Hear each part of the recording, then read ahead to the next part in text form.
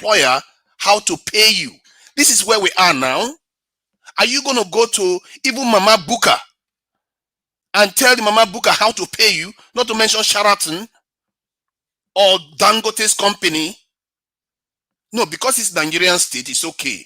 Because those so-called professors of strike have made it their business to leech off the poor people's children education, because that's what they are doing. They are still getting paid either way.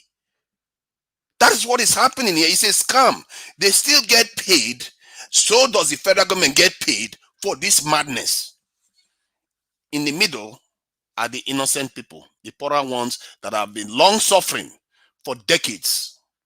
And I don't understand how people miss that. And that's what has been driving me mad.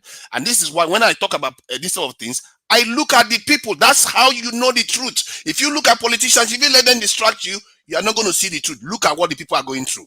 Look at the victims. Look at where the money is going to. That's how you know how to support a group. And that's why I was against ASUU from the beginning, these strikes, because I know the consequences is not to the elite people children. I've seen the Lagos vice chancellor talk about how his son or his child has got 2 degrees and he's going for a 3rd degree in an overseas university. You know, these people, they have their children everywhere.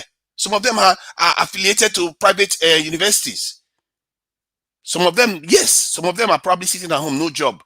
Some of them have other jobs. Point is that the people that are triggering these things, the effect it has is not positive for Nigeria. It has brought Nigeria to its knees. And that there's no real reason for that. You know what I heard the other day?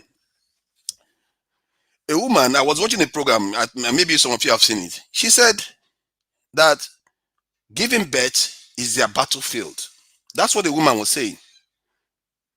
What that told me is that some people understand that everything to an extent is a struggle in this life. You choose your struggle. What these people decided to do was that, you know what, we claim we are fighting for the students, we take our money every day, and we don't want to feel any pain. The pain you already feel.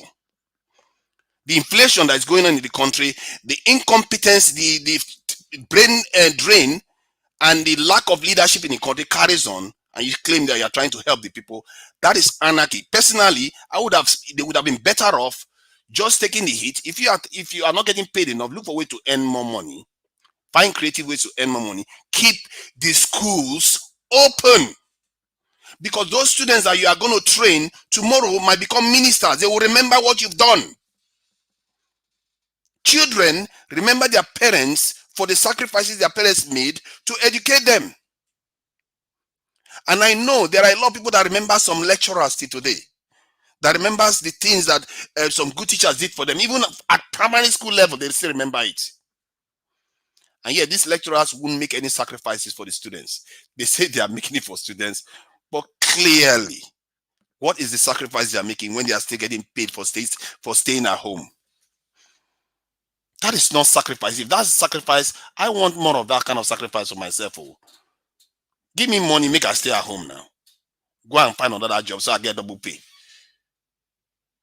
And Nigerians don't see that, and that is the one that scares me most. I don't even know how they are able to pull this scam. Because you are a professor, suddenly you have 5 heads. So what? I don't care. Soldiers are actually dying. I actually consider somebody that can put their life on the line for their people more than somebody that just fights for their salaries. And some of those soldiers, they have children that are sitting at home because these so-called professors of universities of strikes don't care. They have to get paid. They have to have their working conditions met. They have to have their payment system approved. We have to sacrifice. We have to choose what we sacrifice on in this country. So I will leave it at that. I've never been in support of what ASUU has been doing. I've always thought that it was a destructive process that they are engaging in, and they should have found productive ways and creative ways of solving the problem because they are educated enough. How can you be a professor? You can't figure that one out. Multiple of you. You are telling me you can't figure out a creative way of making money? There are people that are professors of economics there, professors of finance, all of them, they have so many types of professors. You can't figure that one out. If you cannot figure that out, then maybe you shouldn't even be at the university in the first place. Make way for people with the mind. That's what I say. on that one. Um, about Datti, if he says he's departing from Buhari because of principles, he's wanting to say that. I still expect more from him, because the other day they were asking him about security challenges, what he's going to do, and he was like, "We know what we are going to do." That's not going to cut it, oh. That's not going to cut it. This thing this security challenge we face is going to get worse, and it's our greatest threat. We should never take it for granted. It's so dangerous that if it couples itself with this IPOB, or no, I shouldn't call IPOB, these separatists, people that want to break the country up, these forces, they can cause serious damage.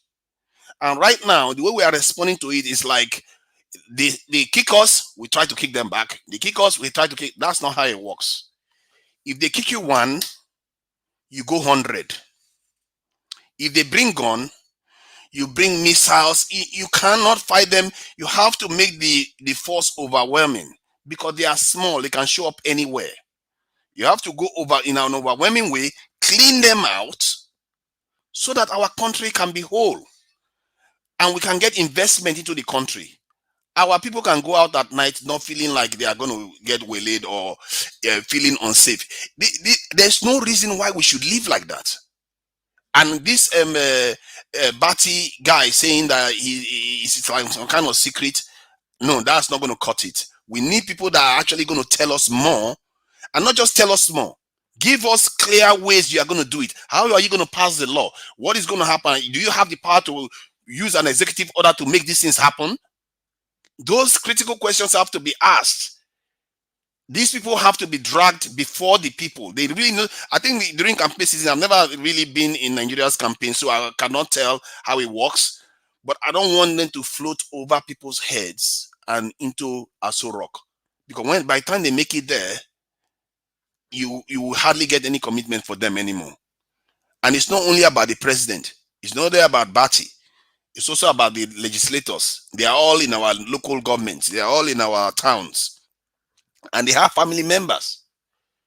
If they don't do what they said they were going to do, you remind them. You remind them. They go to church. They go to mosques. You remind them, what is this? You say people are going to solve this problem. You're going to give us life. Where is it? From the very first day, don't even give them space.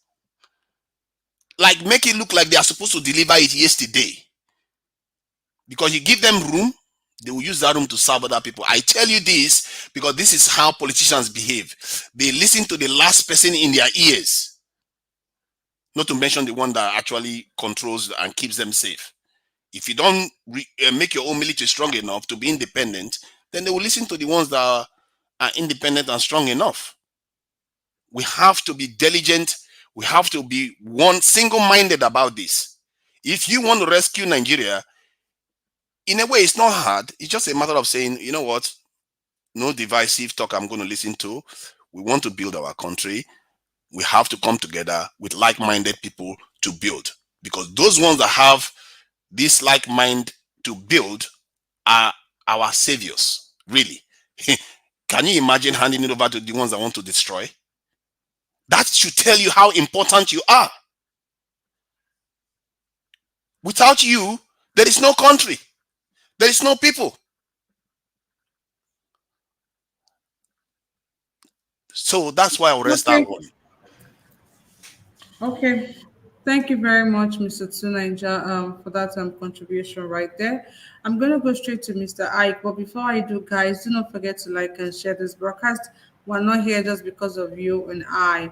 Like Mr. Omori said, spreading the word, calling your people back home from time to time, doing these things that you do. Trust me, there are results because people are beginning to understand that, you know, they are not understanding the reason why they have to vote right this time. Like, there are a lot of people that you don't have to call, or you don't even have to, I was speaking to some people back then. I spoke to them on the phone, and we're talking. I'm like, oh, if you vote for XYZ, I could do this. So they were like, you don't even need to do anything for us, we don't tire for the suffer. So people, their minds are beginning to, to understand the situation right now. People are beginning to understand. So, guys, do not even feel that what we are doing is not at any point working. There's a lot of change. You know, people are beginning to understand that this time around it should not be business as usual.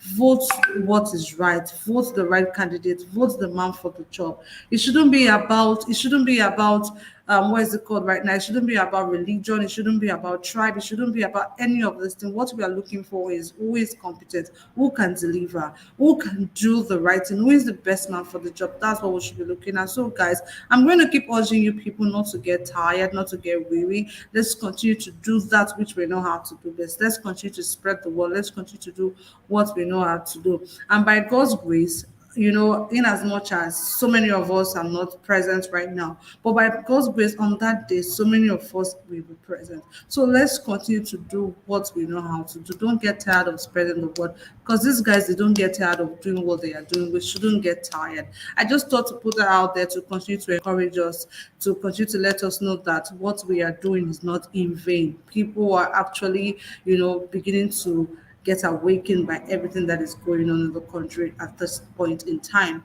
Thank you very much. I'm going to go straight to Mr. I. Mr. I, good evening to you. Thank you for joining me today. Good afternoon, Kachi, from where I am staying.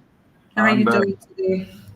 good afternoon to everybody, and a blessed new week for every one of us here today. First of all, I want to thank you and Brother Elvis for the observations you made concerning what people come to the platform to say.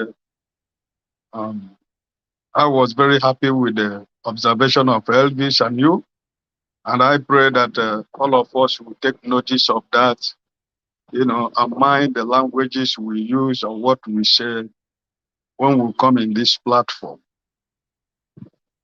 That is, by the way, I want to talk about the issue of the ASUU strike. Um, in as much as how painful and how hard it is to our children that they're not in school.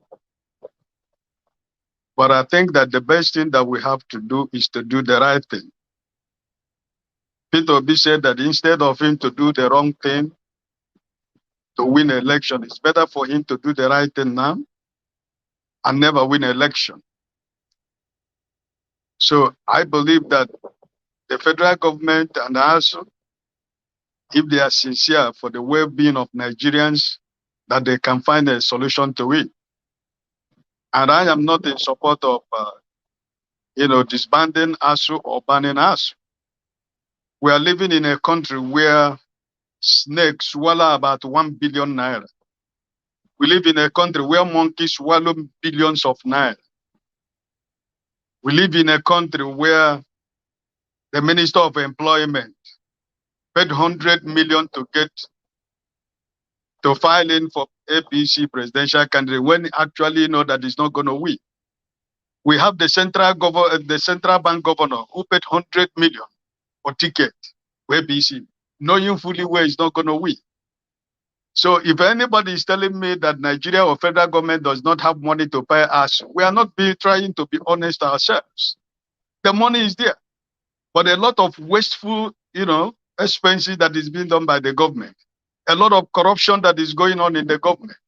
So it's not that we cannot keep blind eyes to pretend as if Nigeria don't have money to settle the issue of the ASUU. But look at the wastefulness in the government of Nigeria.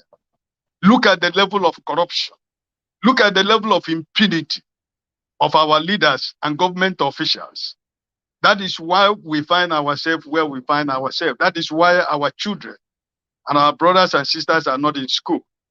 So my prayer is that the government and us will continue to talk and they find a solution, because I believe that it is the right thing to do. Peter Obi gave us an example. It is only the Anambra State University in Nigeria today that is not on strike. That was what he did. He said, keep to your promises. He kept his promises to them, and today they are working, they are in school. So that is a sign of a good leadership. People who keep their promises, people who say what they will do and they do it. So I believe that if we Nigerians that can really sincerely, take a look at the impunity in Nigeria and see the wastefulness and the corruption that we have, Anybody saying that we cannot pay ASUU is not being honest to himself or herself. And that is my own personal opinion. On the issue of Datti Baba Ahmed, about what he said, I want to go back to what Peter Obi himself said in Arise several times. If we ask him about the issue of security, how is he going to do? He keeps telling us that he knows what he's going to do, but he's not going to expose everything that he's going to do here. The last speaker talked about the insecurity in Nigeria, about the terrorist organizations, and so many problems we have. Could you imagine whereby Peter Obi and his running mate comes to the television and display all the, all the tactics and all the programs and plans that they have in order to fight the insecurity in Nigeria? I don't think it's the best thing. But what we'll be talking about is that they should lay a foundation that people can hold on from that foundation statement. Then from there, people with reasonable mind will come to understand the program and where they're coming from about insecurity. We are not supposed to expose everything to the people you are trying to fight. Sometimes this is psychological war. You can win a psychological war, mindset game, because you keep them guessing. Because all the people that are causing the mayhem and the troubles in Nigeria, you need to keep them guessing. You need to keep them, on their foot, because they don't know the program you're coming in with. You're not supposed to expose everything to them, because you're giving them an instrument to go back and replan. So I'm asking all of us to, be patient. I know that properly when the re-campaign starts, that Peter Obi and his running mate can give us a platform of a statement, their ideas and their program about security, but don't expect that they're going to expose everything, because it's never the best thing for us to do. That is the way I see it. So let us be patient. Like Kachi just spoke right now, Nigerians should be patient. Let us not think that what we are doing is not working. God is still on the throne. God is a Nigerian. Everything is still working. And we believe that in a short while, God will prove himself through Nigerians themselves. So this is the way I see it, that we should be patient and know that you don't expose yourself to your enemy. There should be a fallback for your enemy not to know what actually everything that you want to do. So I don't find that to be a problem. I think it's normal in the environment that we find ourselves today, that Nigerian, we need to be able to know how to, fight this insecurity in Nigeria with people that are credible, with credible ideas, that we can be able to maneuver and fight this, insecurity in Nigeria. So that is my submission for now. God bless all of us. God bless you too, Mr. Ike, for that submission right there. Let's not get tired. There's light at the end of the tunnel. Let's continue to push. Let's double and triple our effort if possible. Thank you, guys. Thank you to our viewers. Thank you to those people in the panel. And thank you to everyone in the comment section. I can see we have more people joining us right now. I'm going to take my time to acknowledge them all before I go straight to Mr. Theo Bala. I can see Matthew right there in the comment section. Good evening to you and thank you for joining me. Jacob Obedience is right there too. Ninja is right there in the comment section too. Always multitasking. I can see Kinsley Obona right there. Good evening to you. Thank you for joining me. I can see Frank Ono. Frank Ono, good evening to you. Kinsley Obona, good evening to you, Mr. Matthew. I can see Amechi Ikiobi right there. Good evening to you, sir. Thank you for joining me. George Blue Shell, good evening to you. And I can see Tifo right there asking, how do I join the program? All you have to do is click on the link right there on the comment section. Click on that link and I'll have you right here with me on screen for us to talk about the topic of today. So click on the link right there, sir. Thank you very much. And I can see Tengu Eden right there. I hope I got that correctly. Good evening to you.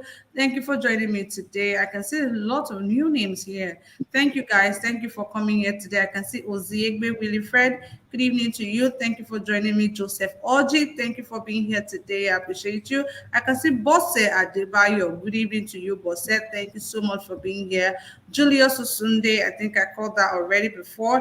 I can see Divine Cross. Good evening to you. Thank you for joining me, Divine. God bless you all. The mommy of all, Mommy Diaspora is here. Good evening to you. Thank you for joining me today. I really do appreciate every single one of you for taking time out of your busy schedule to be here. God bless you.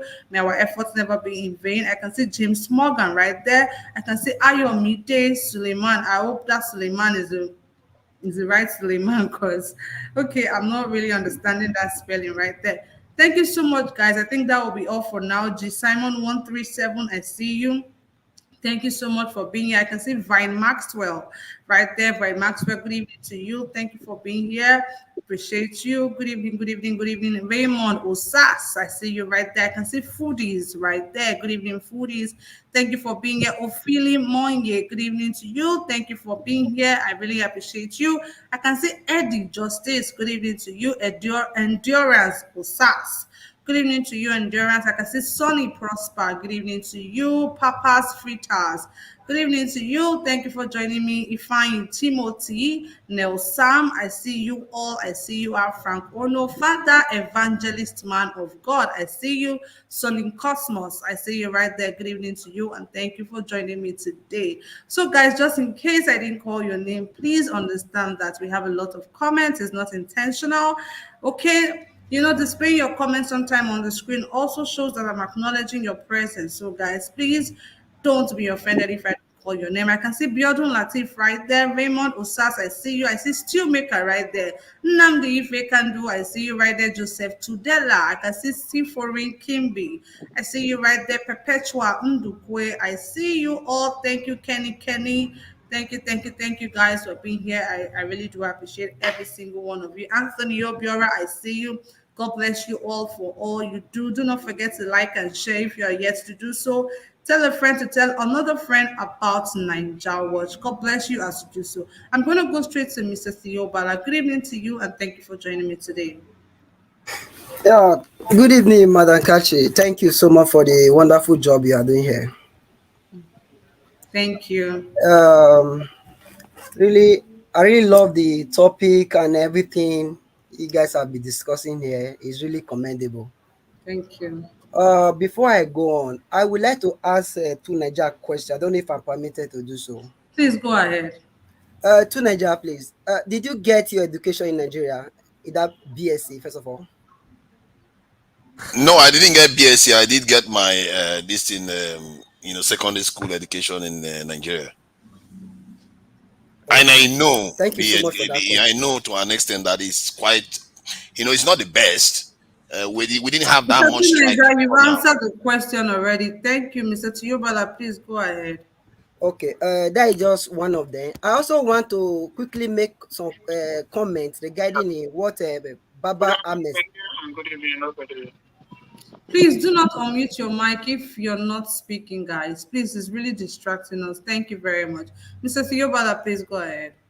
Uh, I also want to quickly make one or two comments regarding what Tunaja said about Datti Ahmed concerning the insecurity. I know where you are coming from to Nigeria because I actually watched you trying to defend Peter Obi one of the occasion, one of the platform where you were speaking. But it's so unfortunate that the person that tried to, talk this matter of insecurity into you, show you a clip of a video, but it did not show you the final answer given by Datti Ahmed. He actually said so many things in that video, but they only went to go and pick that stuff. But on a more serious part of that interview, or before then, Peter Obi said so many things regarding the increasing the force, increasing the security for that. He even compare Nigeria with Egypt of 100 million people. See the number of police force they have. At least having a 1 million police is not even enough. He talked, Datti Ahmed on his own interview said something about using technology, drones, and all that in combating insecurity, both internal and external. So we should also be careful whenever some persons say one or two things. So we should also do our own verification. Also, I also watch you. They told you that Peter Obi have never conducted any local government election. If you go back to the private chat, I place uh, a link to YouTube where you can watch where Peter Obi was swearing in people, local government chairman and all that. So for you to be okay with that, just to clarify some certain things. Going back to ASUU, The reason why I asked that question, Mr. Tuneja, if you had any education in Nigeria, is because some of us that do graduate from a Nigeria university, we are facing a lot, even in the world in general. Our students on our own, we are trying our best to ensure that we meet up with the global recommendation, or to meet up with the global world education. Our education system is backward, totally backward.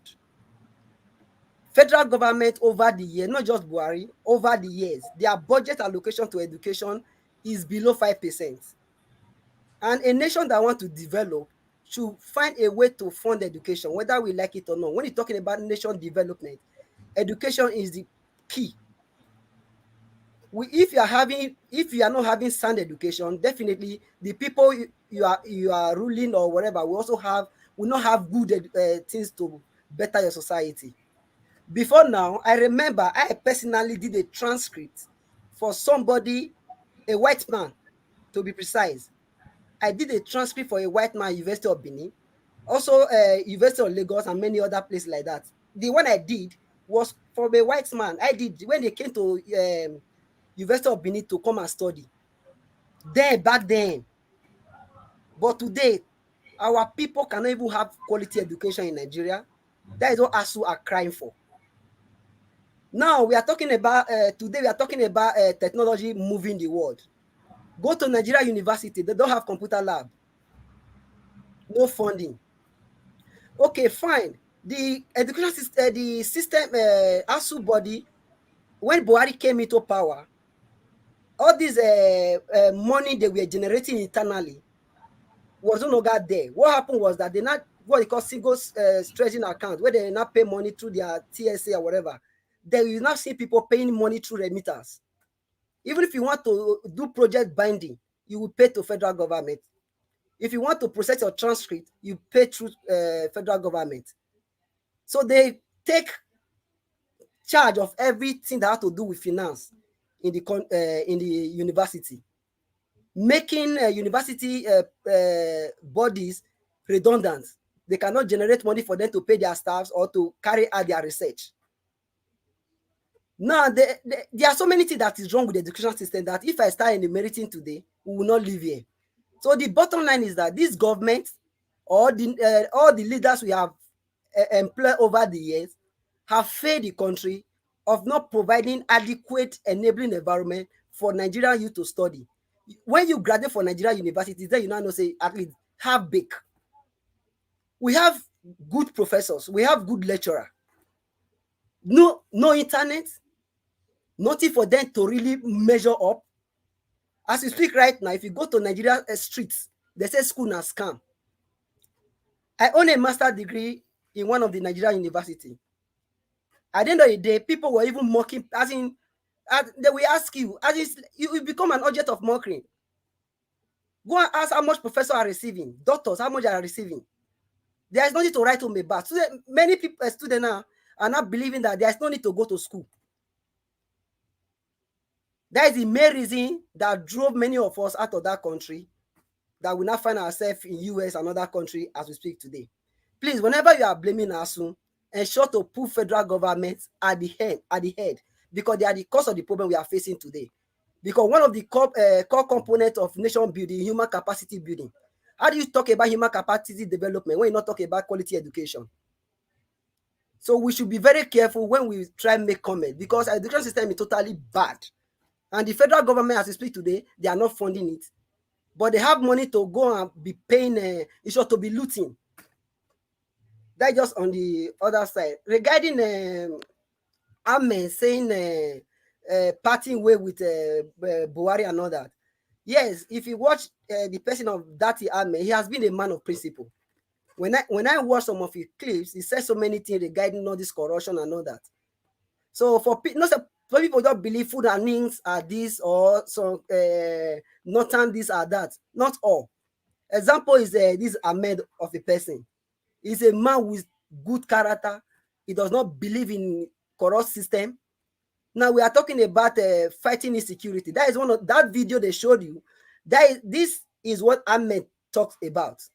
That if the federal government really want to fight insecurity, they will do it without blinking an eye. but they don't want to do it. That even the Buhari government is even the worst. So it's enough for you to part way with them. And regarding Tinubu not showing up at the NBA is really laughable. And remember what happened prior to 2015 general election. Buhari showed the same character traits, or yes, the same behavior.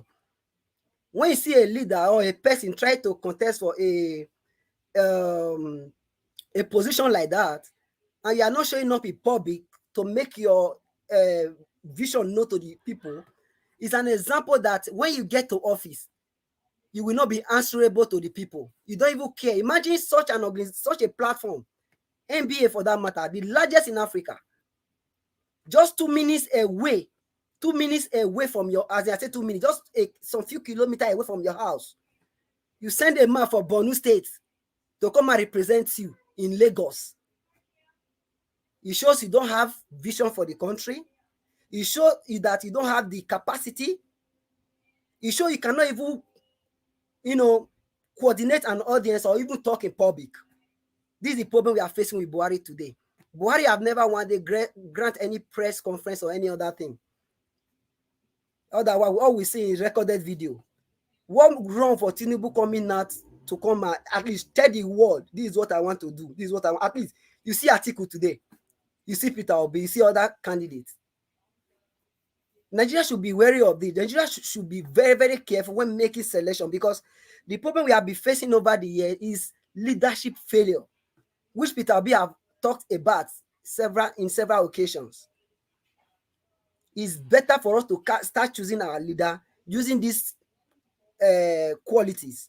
If you cannot come on a public forum like this to come and air your view, to come and tell Nigeria this is what you are going to govern, this is how you are going to lead the nation, definitely you are not fit to be a president of a country. Please, we should be very, very careful when dealing with such people, and we should not give them any opportunity for them to rule that country anymore. It's not their time. As in, this is not a bad ethnic, this is not a bad religion. It's a bad Nigerian. The country is suffering right now. That is, I also support your opinion. When you, as in, some people come here preaching a IPOB or what is a division in the country. We don't have any reason to be divided. All we just need just for us to have a government that will give us a regional government, or actually say, whereby a state can manage our own resources. We all have the potential. We all have the potential.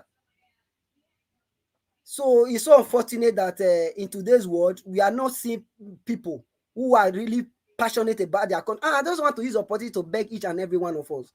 For those of us still playing ethnic card, please drop that one. It's not yet that time. It's the time for the country. It's time for Nigeria. It's time for the development and the growth of the nation. Please, whenever we are making submission, or whenever people tell us one or two things, we should try as much as we can to do so much verification before coming on public space.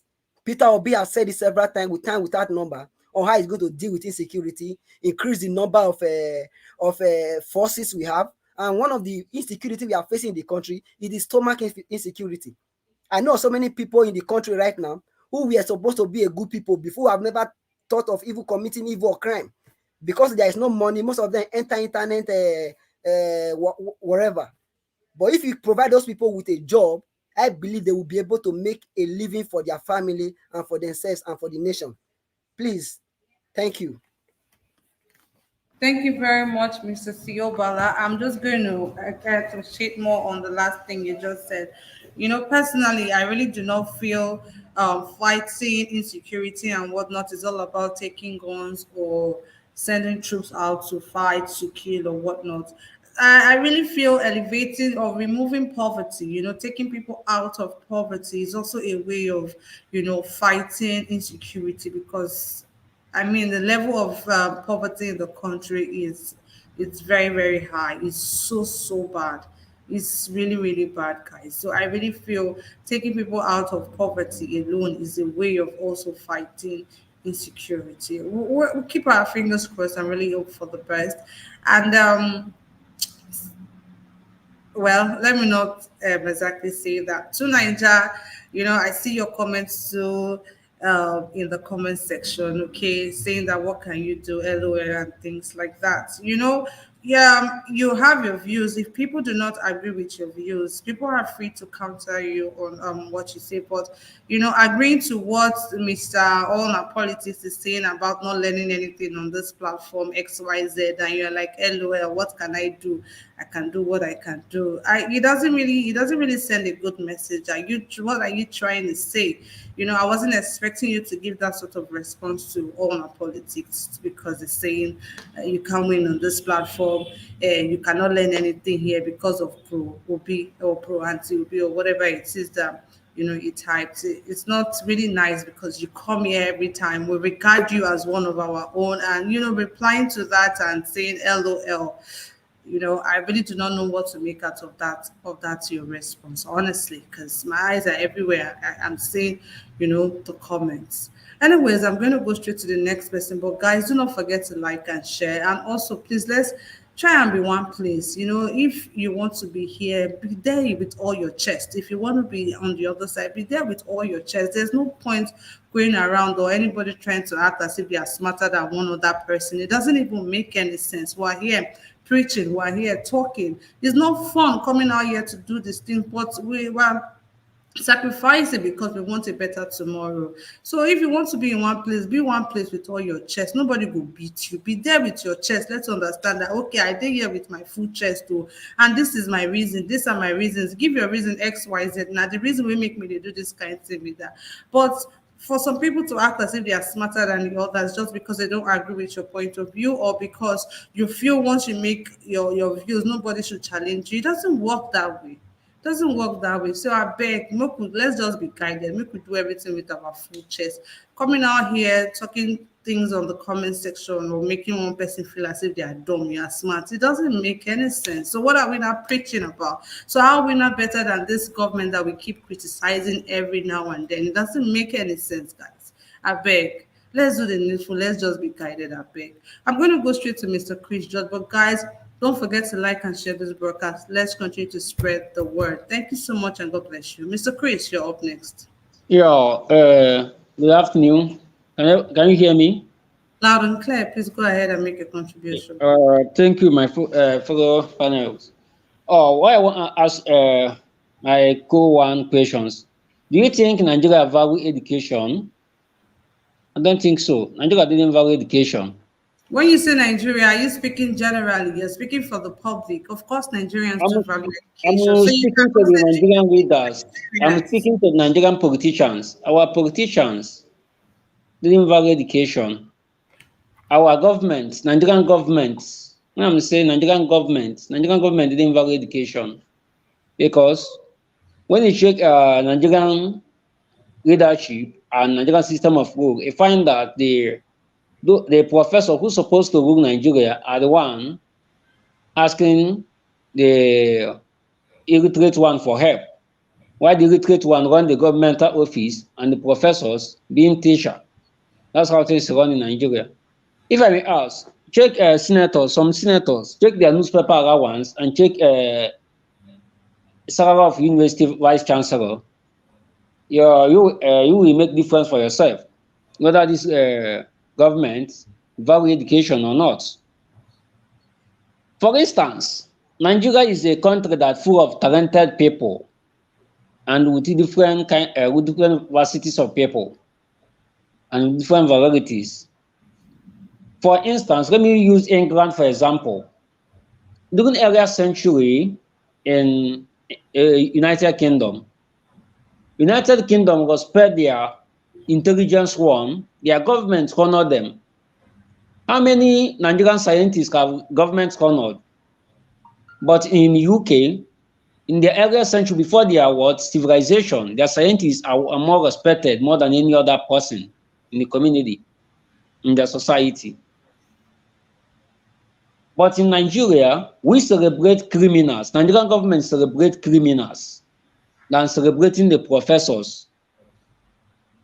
Because in a civilized society, a corrupt person, an illiterate person is supposed to rule a country. That is why Western world is more developed in Nigeria.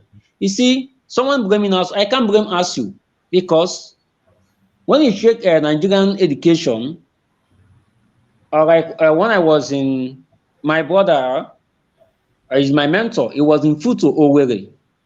While my time, I was in Unizik. During our education time, there's one critical question I asked him. He said that Nigeria only learn theory. Why does Nigeria not transfer into practical? Because Nigeria no theory. When you check many Nigerian university laboratory, just like me, we that study astrophysics. After studying astrophysics, nothing you can do in Nigeria because basic of astrophysics or industrial physics is what machine production or astronomical work, but that's not possible in Nigeria. I have checked many universities in Nigeria. Some of them are difficult to perform theoretical lab in chemistry or physics or biology, even geography. So sometimes that doesn't blame us because when the government give us the facility that required, support them, encourage them with all the necessary material that's required, they can do more better. If you check Nigeria, are a lot of talented young Nigerians. For instance, the young inventors, those who are inventing like all this modern technology in Nigeria. When you search them, there are many, but our government doesn't value these keys. How would you expect the younger one to start going to education sector? Because if we value Nigerian government value education more, Nigeria have a person like, what's her name? This man from Onisha, Philip Emma, right? There are so many genius in other part of the world, in other part of the country. We can that's how the Western world do. When they see their young inventors, they support them, encourage them, make them go extra more for them to develop that talent they have. But Nigeria is not like that. Our government does not encourage that, rather than you die with your talent. So the problem we have in Nigeria is bad government. You see, whatever ASUU is doing now, I'm in support of that. I'm in support because if you observe this government officials, there are children in what? In universities in abroad, receiving perfect education, perfect everything. Okay, look at Nigerian speaker, Femi Bajala. I don't know how to pronounce that name, but Safemi. When asked in a strike, he went on United States to receive lecture. Tell me how these people value education. But ASUU, a speaker of Nigeria, a speaker, a lawmaker of Nigeria, while the Nigerian university on strike, he went abroad to take lectures. Is not this encouraging? Sometimes I don't blame ASUU at all because the facility is not there. Check Nigerian universities. How many universities have quality chemistry lab? How many universities have quality physics lab, engineering work to perform the practical? That's sometimes why people say Nigeria doesn't learn do practical. They only learn theory because only what we know is theory. But if Nigerian government help us, we can use that theory to transform into the practical. So that's what I will drop in this one. Okay. Okay, thank you. Let me drop here. All right, thank you very much, Mr. Chris, for that submission right there. Guys, do not forget to like and share this broadcast if you are yet to do so. Thank you very much, and God bless you. To our viewers, thank you so much, guys, for taking time out to always do this with us. We really do appreciate every single one of you, and those on the comment section. We appreciate every single one of you. Thank you, guys, and God bless you. I'm going to go straight to the next person I have here, which is Mr. Barry. Mr. Barry, good evening to you. Thank you for joining me today. Hello. Yes, Mr. Barry, I can hear you. Good evening. Thank you for joining. Good evening, everyone. I'm not going to take so much of the time. The last two contributors, they really dealt with the area I want to talk about, ASUU, but there are a few things I just want to say. I don't remember the name of the person that talked about the professor, the guy with the Oba of Benin image. I don't remember his name. Now, I will advise him to please look at the the bullet, the blueprints of why ASUU is on strike. They are not just on strike because of their salary or their income. There are so many factors which last two speakers have really talked about, that it's not about they are not being well paid. Yeah, they are not being well paid. Everybody deserves to be well paid, but they are not just fighting for themselves. Education in Nigeria is almost zero as at now. You can imagine a graduate who cannot spell a simple word. A graduate who is saying, how many continents do we have in Nigeria? And he's saying 3, 4, a graduate. That is to tell you the state of our education. Like the last speaker said, our leaders do not value education. And if they do, it's all about themselves. Now, most of our leaders have their children schooling in the UK, schooling in America, so they don't really care. Until we come to a point where there's a law that said that any political order from the local authority, from the local government to the highest level must not have their children schooling abroad if they want to hold any political office. You will see that there will be meaning to our education system in Nigeria. But because they feel that they can afford to send their children abroad, the common masses who can't afford it, their children suffer, their generation suffer. If you go to our labs these days, there is nothing to work with. The last speaker said, we are just all about theory, no practical. How do we develop? Like Peter B is saying, we become productive. How do we become productive? Well, when all we know is just about theory, we don't have access to do more of the practical things that we learn theoretically.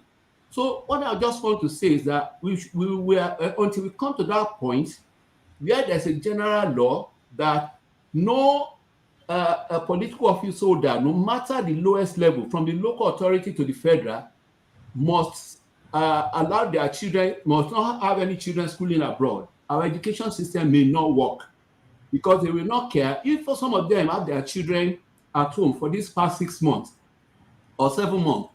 It will not be where ASUU or university system is as of today. And that is to tell you, like somebody said, in our days, students for a little thing, even things that doesn't directly affect us, maybe increase in petroleum, students will go on the street to demonstrate because they know their rights. But what kind of students are we breeding in this generation that they don't even know their rights? The government is now playing politics with our education system. They ensure that when the NANS is doing their election, they ensure that they sponsor candidates, so that the student don't have any voice in terms of determining what is at stake. The other thing I also want to say is that please just go and read the manifest for the strike. You come to understand that the lecturers, the professor, like the person said, they are not just fighting for their selfish interest. They are fighting for overall development of our nation. If our education system is developed, other aspects will also be developed, aside corruption. That's what I want to say about that, because other speakers really said, the last two speakers really dealt with my points. Now, coming to talk about Peter Obi at the NBA conference today. In fact, Peter Obi is somebody that this nation needs at this point in time. You could hear him speak, the intellectual could buy into his ideology on how to combat the problem facing Nigeria. And it is high time, we start playing politics by tribe or by religion. We start looking at competencies, which Peter Obi talked about in the NBA conference today. Who is the man that is competent to lead this nation? It's not as if there's no corruption all over the world. There's corruption in the United States, there's corruption in the UK, corruption everywhere. But when we talk about competency, people who have the interest of the people at heart, I think for now, Peter Obi is the person we should look at. But one thing that gets me so worried is that the awareness we are creating so far is mostly among the elites, the youth, among the elites. I've watched on the YouTube some of the street polls that is conducted by some YouTubers. When they go to the marketplaces, a large number of population, both middle age and some youth, they are not decided, they don't know who to vote for, because they are not being reached with this the ideology of the obedience. Now they are not aware what it is. So the awareness, we should carry that awareness to the streets, to the marketplaces. It is there we can really have. I know we are just starting, we are getting there gradually, but I think the battle should be fought also in the marketplaces and on our streets, creating that awareness. I watched some YouTube poll the other time. People don't even know the image of Labour Party to vote for Peter Obi. I saw one that instead of, she said she wanted to vote for Peter Obi, she thumbprint on the PDP because PDP was next to them. She just, because she's not aware. So the level of awareness and education, if you want Peter Obi to be the next president, we should all, take the gospel to every nook and cranny. And I believe that with the help of God, we will get there. It's not a time that we just leave everything to prayer. It's time we took the bull by the horn. Then somebody said that Tinubu was not present at the NBA conference. Well, it can be. It's not the Owambe party or Emilokon. It's a place that intellectual will see through you and be able to know what kind of person. So it cannot come there because it can't really. It doesn't have what it takes. It's just Emilokon philosophy or Olule. Even the person that represented him, he dressed to NBA conference like a farmer. You could see his outfit wearing a sneaker to NBA conference. And these are people who want to entrust our future for the next 8 years to govern this nation, Nigeria. It's such a pity anyway, but I pray that God will give us that grace, every one of us as much as possible, that we begin to educate our family members, those of us abroad, educate people in the marketplaces, let them understand. It's not a time we say, I've had people say, I just want to vote because they say Tinubu is a person. People are judging, they are still living in the past. It's a time we need to face reality. So when people say when Tinubu was the governor, how many years ago was that? 16 years ago, over 16 years ago. The Tinubu of 16 years ago is no longer the Tinubu of now. And so if you are judging it by that record of 16 years ago, Nigeria is not going anywhere. So let us face what the reality at present is. Tinubu of today capable to govern a nation called Nigeria with the complexity. Thank you very much. That's all I have to say for now. Thank you so much, Mr. Barry, for that contribution right there. I'm going to go straight to Mr. Goodman. Mr. Goodman, please. Good evening to you. Thank you for being here today.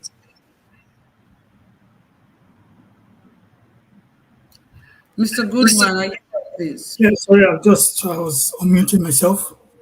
Thank you very much, Kachi. Actually, I'm going to take it to a different direction. One thing, in Nigeria, we keep asking the question, why? Why can Nigeria move forward? Why are we not moving forward? Why is our leaders so heartless? Why are they wicked? I keep asking the question, are we saying that a person like Obasanjo, that's educated, that was put in prison, that nearly died in prison, came out, he is that wicked and heartless and so corrupt that he said Nigerians as something that he cannot do something good for Nigerians, or even in the southern Nigeria. Jonathan, the same thing. Jonathan is a professor. He knows the value of education. He said, Jonathan, according to him, he said he suffered when growing up as a child. Are you saying Jonathan is that wicked and mean that he couldn't do something even to his own region or his own? Are we saying, Jonathan, those people are so wicked? Are we saying that Buhari that came out and said, I am for everybody, I'm for nobody? Buhari is so wicked that he cannot even do something for everybody. He cannot do something for Niger Republic. We keep asking this question, why is our leaders? Why? These people, I can't ask you saying there's something. We need to start applying common sense. All this English grammar, there's something fundamentally wrong here. You cannot say these people are so wicked. They don't want to help Nigerians. They are this. A person like Obasanjo is educated. He's a Yoruba man. He knows the value of education. He come out from prison. Like Obasanjo nearly died in prison. He can come out. He said he wants to punish Nigeria. He cannot do anything so that Nigerians can harness their potential talent. No. So the question is, where I'm going now is, if everybody know, there's what we call classified oath of office and classified information. Every country has it. And that classified information only the president of a country is privy to know that information. And those people that give that president that information are those that controls the country. A president is just like a manager that manages a country, but there are people that control that country. It will take a stand for America. When Obama came, he was shouting, yes, we can, yes, we can. When Obama get into office, what did he do for Black Americans? Nothing. Which foreign policy did he do for Africans that benefit? Nothing. Because there are people that controls the country. That when you get into office, that oath of office, when you take your oath outside, the main oath of office is inside.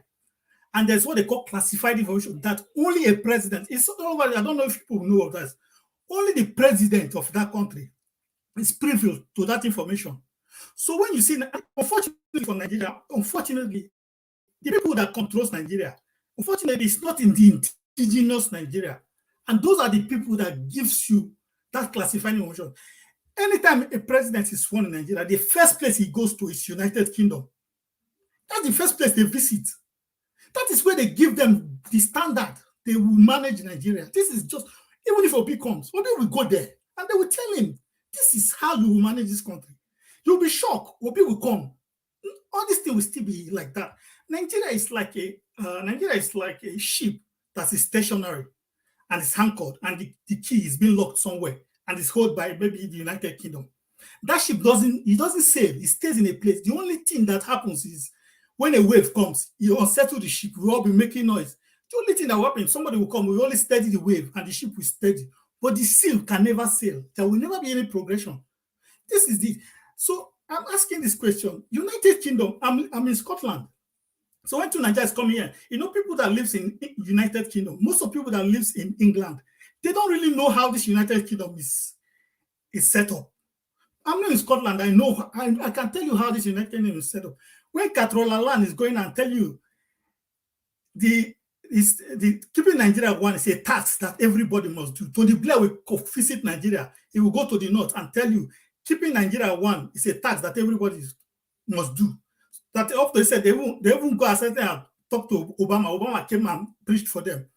Can't you ask yourself, if you see this agitation, when it's springing up like it's getting momentum, Catrola will come and start visiting everybody. Even when the Ohanese, the elders in the Southeast, when they said if PDP and APC did not give the zoning to the Southeast, they are going to pull out of Nigeria, they are going to govern themselves. Catrola invites them. That's the only thing that scared them, division of Nigeria. But in the United Kingdom, they cannot put them as one. A Scottish person, I have Scottish friends, a Scottish parents, some of them say their children can never, I want to tell the kind of hatred they have, their children can never marry an English person. This is one United Kingdom. This is one United Kingdom. If England play football and loses, Scottish people are celebrating. United Kingdom is made up of 4 nations. This is called United Kingdom. But when they go to Olympic, they call themselves Great Britain. Why not United Kingdom? People will not ask this question. Why are they not calling themselves United Kingdom in the Olympics? They say they are Great Britain. But people don't know how they are set up. You see, United Kingdom is made up of Scotland, England, Wales, and Northern Ireland. When you remove Northern Ireland, it becomes Great Britain. That's why they go to Olympic. That Olympic is just of 3 nations, Scotland, Wales, and England. And that's why they don't have football team in the Olympics, because Scotland say they cannot join English people to play football in the same team. That's why they don't have football team in the Olympic.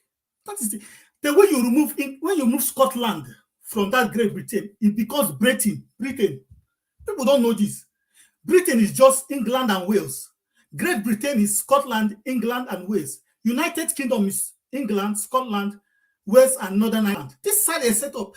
The only thing that keeps them together is immigration and foreign policy. Scotland, they do everything on their own. Scotland is even negotiating to unite to EU, that they want to belong to EU. And this are saying United Kingdom. Scottish pounds, they don't accept Scottish pounds in England. So when I see us, these are people that hate themselves, and they know they hate themselves, and they set up their system so that they will not clash. But people say we have to be one, you want to be one Nigeria, and the same English people will come and tell you that keeping Nigeria one is a task, we must unite, we must But they cannot even keep themselves to one. They set their system in a way that fits them. So we know our problem. Even if Obi go in there, I'm telling you the truth. Obi will visit there and they will tell him the boundary cannot cross. You think these people want Nigeria to progress and they will start saying in England they made the Nigerian product, or Nigeria will not sit in United Kingdom, United Nation and be rubbing shoulder with them? They don't want this. There's a place with black people that the standard they don't want you to go. So you will not come tomorrow and rub shoulder with them. This is the truth.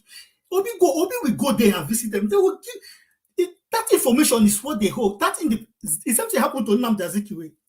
When Nnamdi Azikiwe won the election, immediately, instead of to align with Awolowo, immediately he visited the United Kingdom. He came back and aligned with Tafawa Balewa. We're not asking ourselves this question. Why are these people so keen about keeping us one Nigeria, United? What are they benefiting for this one Nigeria? When in their country they cannot unite as one, they hate themselves. It's blasphemy. Now, unfortunately, we have three stakeholders in Nigeria. We have, and two of these stakeholders are foreigners, whether we like it or not. The British people, they are foreigners. The Fulanis are foreigners. Then the third stakeholder and the indigenous population. The British is saying keeping Nigeria one is a task we must do. The Fulani is telling you the unity of Nigeria is not negotiable. But we in the South, we are saying we want to move forward. Let's restructure this country. Let's change the constitution. We are progressive minded. We are giving solution how to move forward. But these people are saying no.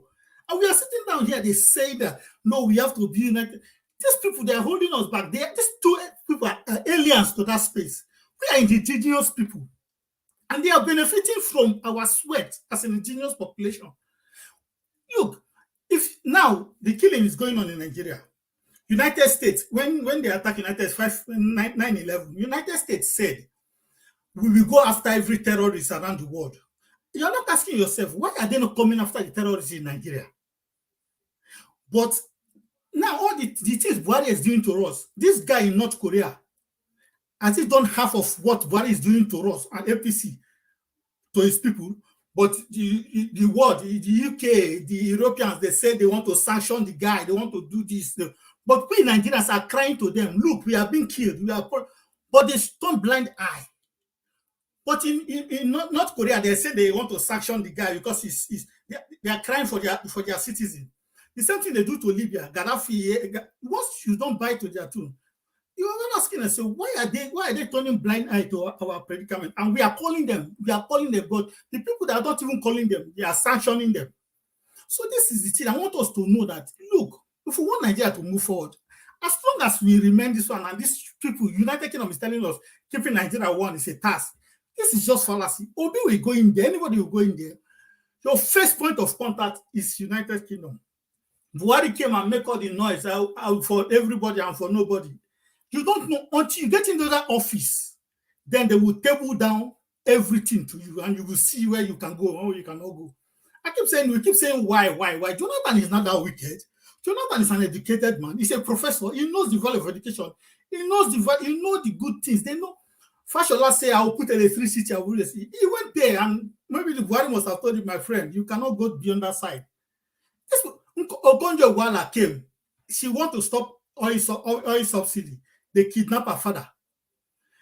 They didn't ask her for ransom. What did they tell her? They said, look, you have to take your eye off that oil subsidy. Okonjo Iweala, now she has run away. She knows that she can't come and say she wants to be a Nigerian president because she knows Nigeria is not going to move forward. We keep saying we want to be one. Look, Nigeria we are head hostage. We are in captivity. The truth. You see, if you want to know that these people, they have interest in Nigeria, you see all this noise that we are saying, OB, election. If all of us, the indigenous population, now say, you know what, we are not going to do anything until we discuss Nigeria or we divide Nigeria. You will see, I'm telling you, we see United Kingdom will send delegate to Nigeria because that's the only thing they fear, to divide Nigeria. They know if Southern Nigeria should be on their own with the kind of level of education and everything that we have inside, if we get the environment, I'm telling you, people in the United Kingdom, they will not see our back. We have scientists that is better than Mr. Goodman, can you hear me, please? Yeah, I can hear you. Okay, so in all of this, what do you think is the way forward? Is there anybody you're supporting at this point in time? Look, in election, because like I said, I'm not supporting anybody because I said because nothing will change. The only thing Okay. people will come to this is just to settle the wave of that ship. But you're not going to say people will still be leaving Nigeria to travel abroad to get green So passport. what do you think is the way I am forward saying with if everything that you have said? the indigenous population can change their energy from saying we want election. We say no election until we sit down and discuss Nigeria before any election. Then we sit down and discuss. And all this energy, if we put it, you will see even in the United Kingdom, they will come to a table and discuss with us. This is what it is. If we don't discuss this, anybody that comes in there, it will be the same. We will not move forward. We will still be there. People will still be traveling out to go and get a better life. Obi will not.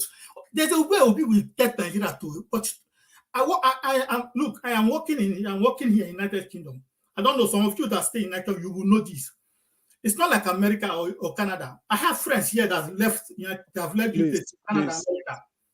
They've moved. They've grown. If you're working here, there's a standard.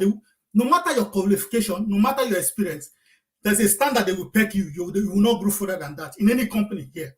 But immediately you go to America or Canada, you will see that you won't have a department in that place.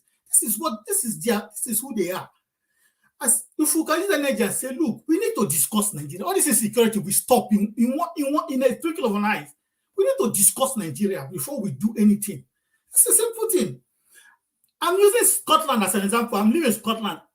They're completely different from England, completely. But the same people is telling us that we need to be one. Obi visited England. Why did Obi come and visit Scotland? Is Scotland not part of UK? He should go and visit Scotland. So the Scottish first minister will tell Obi how the nation should be run. It's not, All right. Thank you. Thank you so much. But hold on, Mr. CM, you were going to say something. Yes, please. I have a point of correction, please. With all due respect, the last speaker, I don't know his name, but some of the things he says is purely inaccurate. Do you want to ask him a question? Yes. I want to tell him that what he said about Ngozi Okonjo-Iweala, it was his mother, her mother that was kidnapped. Yeah, his mother. I'm coming. And this is the book called Fighting Corruption is Dangerous. If you want, I can read it from page 5, where he said the intimidation game. They paid, he did not run away.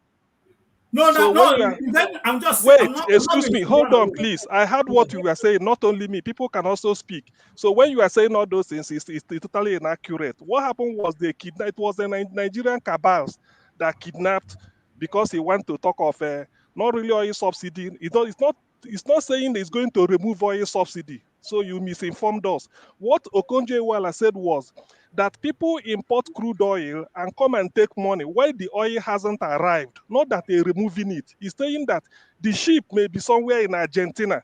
It hasn't come to Nigeria. And they are telling you that there is demurrage so that they will inflate the amount Federal Minister of Finance will pay.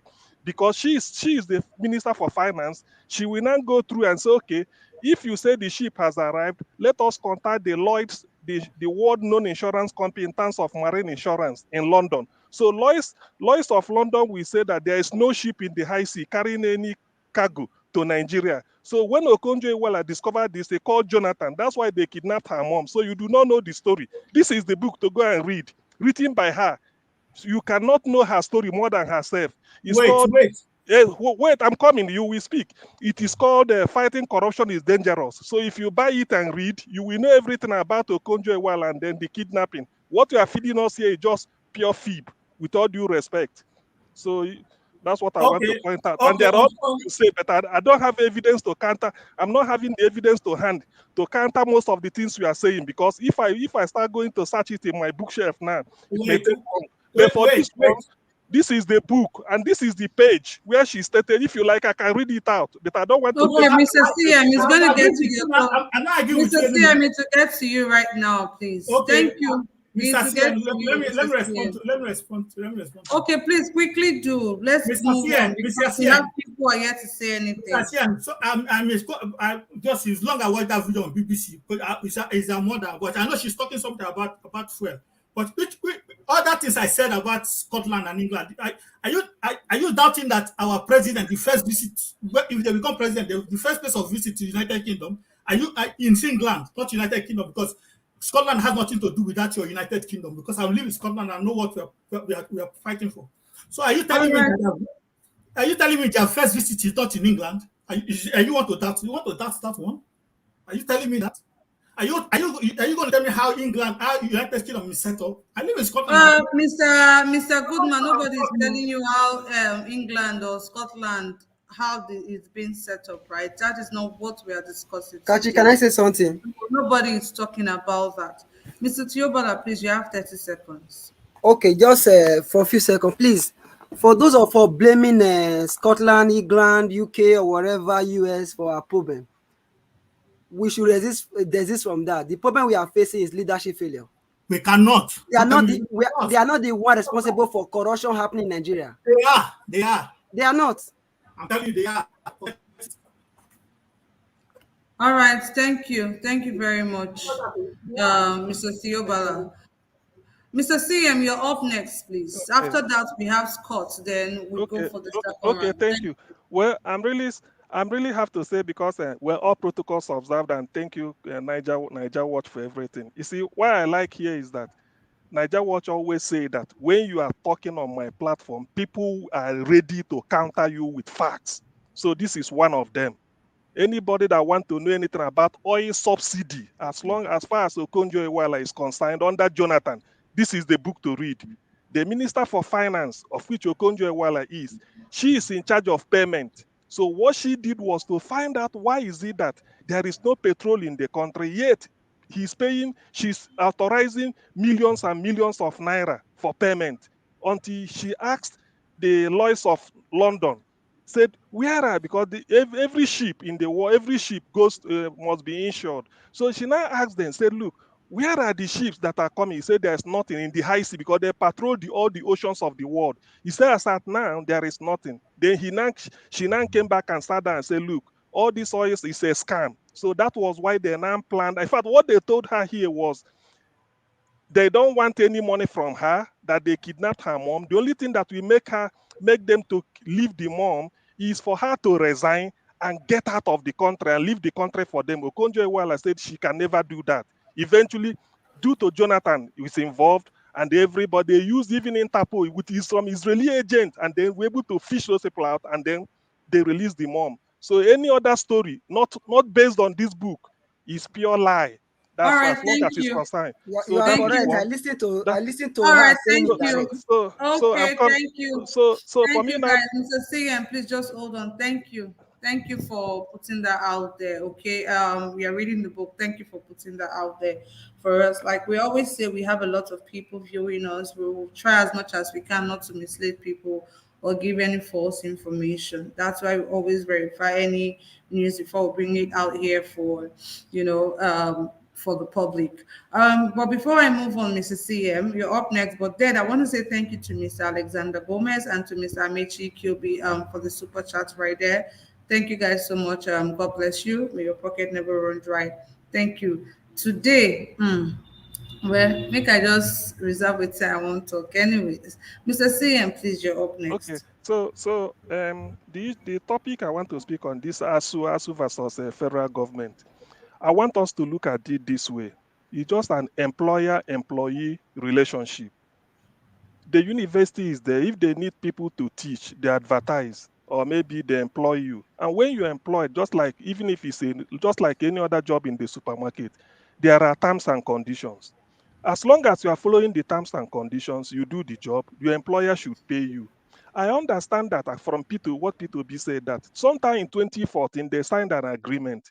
They're saying because of the inflation and everything, their contract needs review, maybe every now and then, so that they can be able to meet up with international standard. Jonathan signed it. There's nothing bad in it. It's just to improve the university, even to improve the lecturer, because you expect the lecturer to be well read and then subscribe to different journals in the world, so that as you develop yourself as a lecturer, you can then teach the student very well. You cannot be teaching them with the standard of 1980 when they are 2022. For instance, in science courses, things change.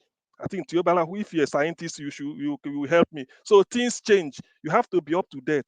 But somehow Nigeria has found itself that they can honor the agreement because of the cost. Maybe or the way they spend money in Nigeria, building railway to Niger, which is I don't see the economic importance, giving them money, all those things, but that's by the way. So they found out that they can be able to do it. All Nigeria needed to do was you call us together. You say, ASUU, yes, I know I'm owing you. We all, even in the Western world, when you are owing, you can say, okay, can you get, like, can I pay this money instrumentally? And they've seen that, oh yes, or maybe you lost your job or your for some one reason or the other you can't pay. So what federal government should have done was to call us and say, let's sit down. We know we are owing this money, we should pay it. But can we now make it, instead of paying them in bulk, can we say every 6 months we give you whatever we, so that the school system will keep running without them knowing. So although it might be a sort of inconvenience into the lecturers, but that is overall strike. The lecturers will now see reason and say yes. It's like when you are paying your rent to your landlord, you call the landlord, say, landlord, see, you see what I'm facing, see our job now. They've just sacked me from job and I'm going for interview next week. Please hold. The landlord might say, okay, no problem. Because you have seen that you are not lying. The thing is, you are being honest. It's a human being. So, but in this case now, I don't know why federal government should just feel that the agreement you entered into, you can't honor it. I don't support it. What I support is that not that university should close down. Call the ASUU, sit down, and they say, look, this is how we are going. Even ASUU might even give you an idea how to be getting the money, because you are not trying to help each other. See, in as much as they've seen that you don't have money and they've seen that you are borrowing all this, if you are honest enough, it can be resolved. But this idea that you just want to paint ASUU maybe black and tell the, like Keyamo is saying, parents should go and sue ASUU or beg ASUU. I mean, that doesn't help. And then all these are narrative that Nigeria do not value education. People can now say, you see it because your children are abroad. You do not want to Nigerian universities to be in session. So all those type of things happening. In my own case, that's why if Obi comes in, because I hope he comes in. When he comes in, he will call ASUU. They sit down. If it's renegotiating, means that the money might still be paid, but less time, instead of paying so it might be installment. I've seen where it happened. In the Western world, this is what they do. You can pay something instrumentally, so that they, in as much as they've seen reason that yes, there is need to reschedule it, it will be done. So that is my take on that. So, and I would like people to also look at it this way. It will be a win-win situation from both parties. It's not a case of ASUU will say to hell with federal government, and federal government will say to hell with ASUU. No. When two elephants are fighting, the grass suffers. And who are the grass? The students. And who are the students? The future of the country. Does he say good well of Nigeria? Of course not. So I leave it at that. Then the other one is P2B versus, P2B at the NBA conference.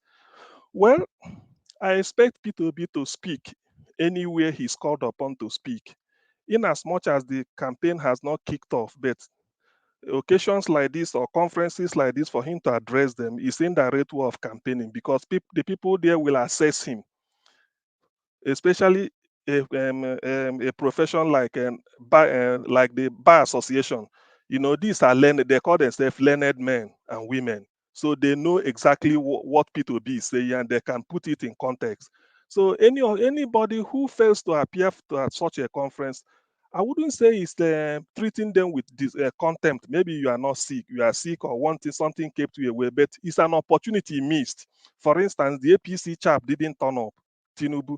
It's having an opportunity for him to come there. Then the person he sent, I don't know what impact that one could make. So the P2B being there is an opportunity for him. He utilized it. So whatever he says, those lawyers will say, at least we've seen him. We've seen him speak. So we can assess what he's saying and the logic, and then whether it makes meaning.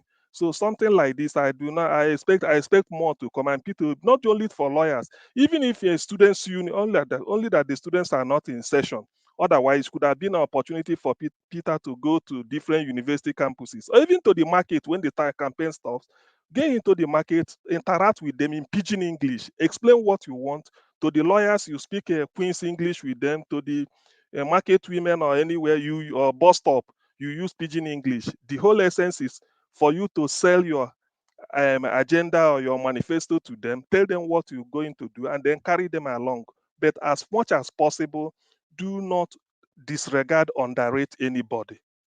It never at all. If I'm to advise Peter, never ever, no matter how, even if it's motor park people talking to you, stop, sit with them, talk with them, because their vote, when they say one man, one vote, it does not mean only professors, even including a truck pusher, one vote, professor, one vote, engineer, one vote, accountant, one vote. So you have to carry, he has to learn to carry everybody along, and this is a great opportunity. So I wouldn't go into the nitty gritty of what happened at the conference, but I'm happy he attended. But those that person that did not attend, the person is an opportunity lost, because it's a way to explain what you have to do to the people. Then overall, coming to maybe the shape I will feel the next this thing to take 2023 election. You see, I'm expecting the worst to happen. The worst in the sense that, campaign of calumny on Peter, because when I say 2023 election, I have no other candidate than him. So the campaign of calumny, I'm expecting the smear campaign to even intensify, because people will bring different types of thing and pin it on Peter. Let me say this, because I know it will surely happen. A time will come when they will bring out maybe one prostitute and say, give the lady money, say, come and say that you were Peter's girlfriend, they kept you in one this, that, or this, or bring one child from a motherless baby, so and say this is Peter's love child. All those things, it will come, because they now want to assassinate the character, because Peter's record, you can't fault it. You can't fault his record in government, even if he might not be perfect. But whatever the ones he claimed he did, they are verifiable. That's why he said go and verify. But that of character, to bring him as a saint or who never sinned or hasn't stolen money, at least EFCC is there to confirm that he hasn't stolen. But just to paint him black, that is really not morally upright, so they can fabricate things like this. So I'm expecting it to happen. Apart from the mere fact that they will use people that are supporting him. Everything they say is that, oh, Peter's supporters are very, very insultive on this, forgetting that anybody can put maybe use what is it called, obedient logo on his Facebook page, and then write rubbish against another person. You not know, he say, this is P2B supporter. How do you know it's P2? Or is it because whoever carries it? So there are a lot of things that will happen, but I'm happy the way P2B is handling it. He keeps coming once in a while, say, look, I do not subscribe to people insulting other people. Play it safe, play it clean.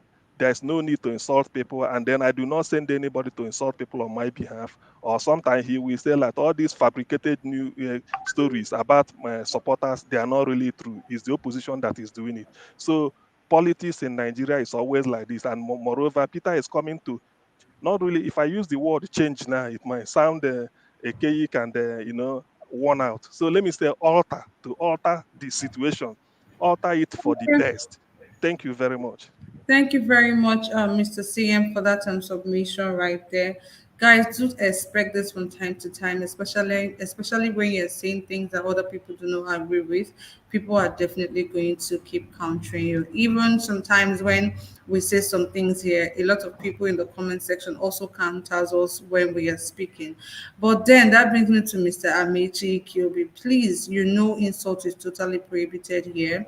This is not your first time. You're one of us here already. Please, insult is totally prohibited. You don't have to call someone silly to make your point. So please, I beg you, and I'm saying this to everybody listening to us and everybody on the comment section too. Please, insult is totally prohibited. I get angry too sometimes. People say stuff too sometimes, but you just try and watch it, because this is a platform that is guided by rules and regulations. So let's continue to abide by those rules. Please, no insult. We know some people can be funny, we know some people can be rude and whatnot, but please, let's say what we want to say without having to use abusive or ugly names on anybody.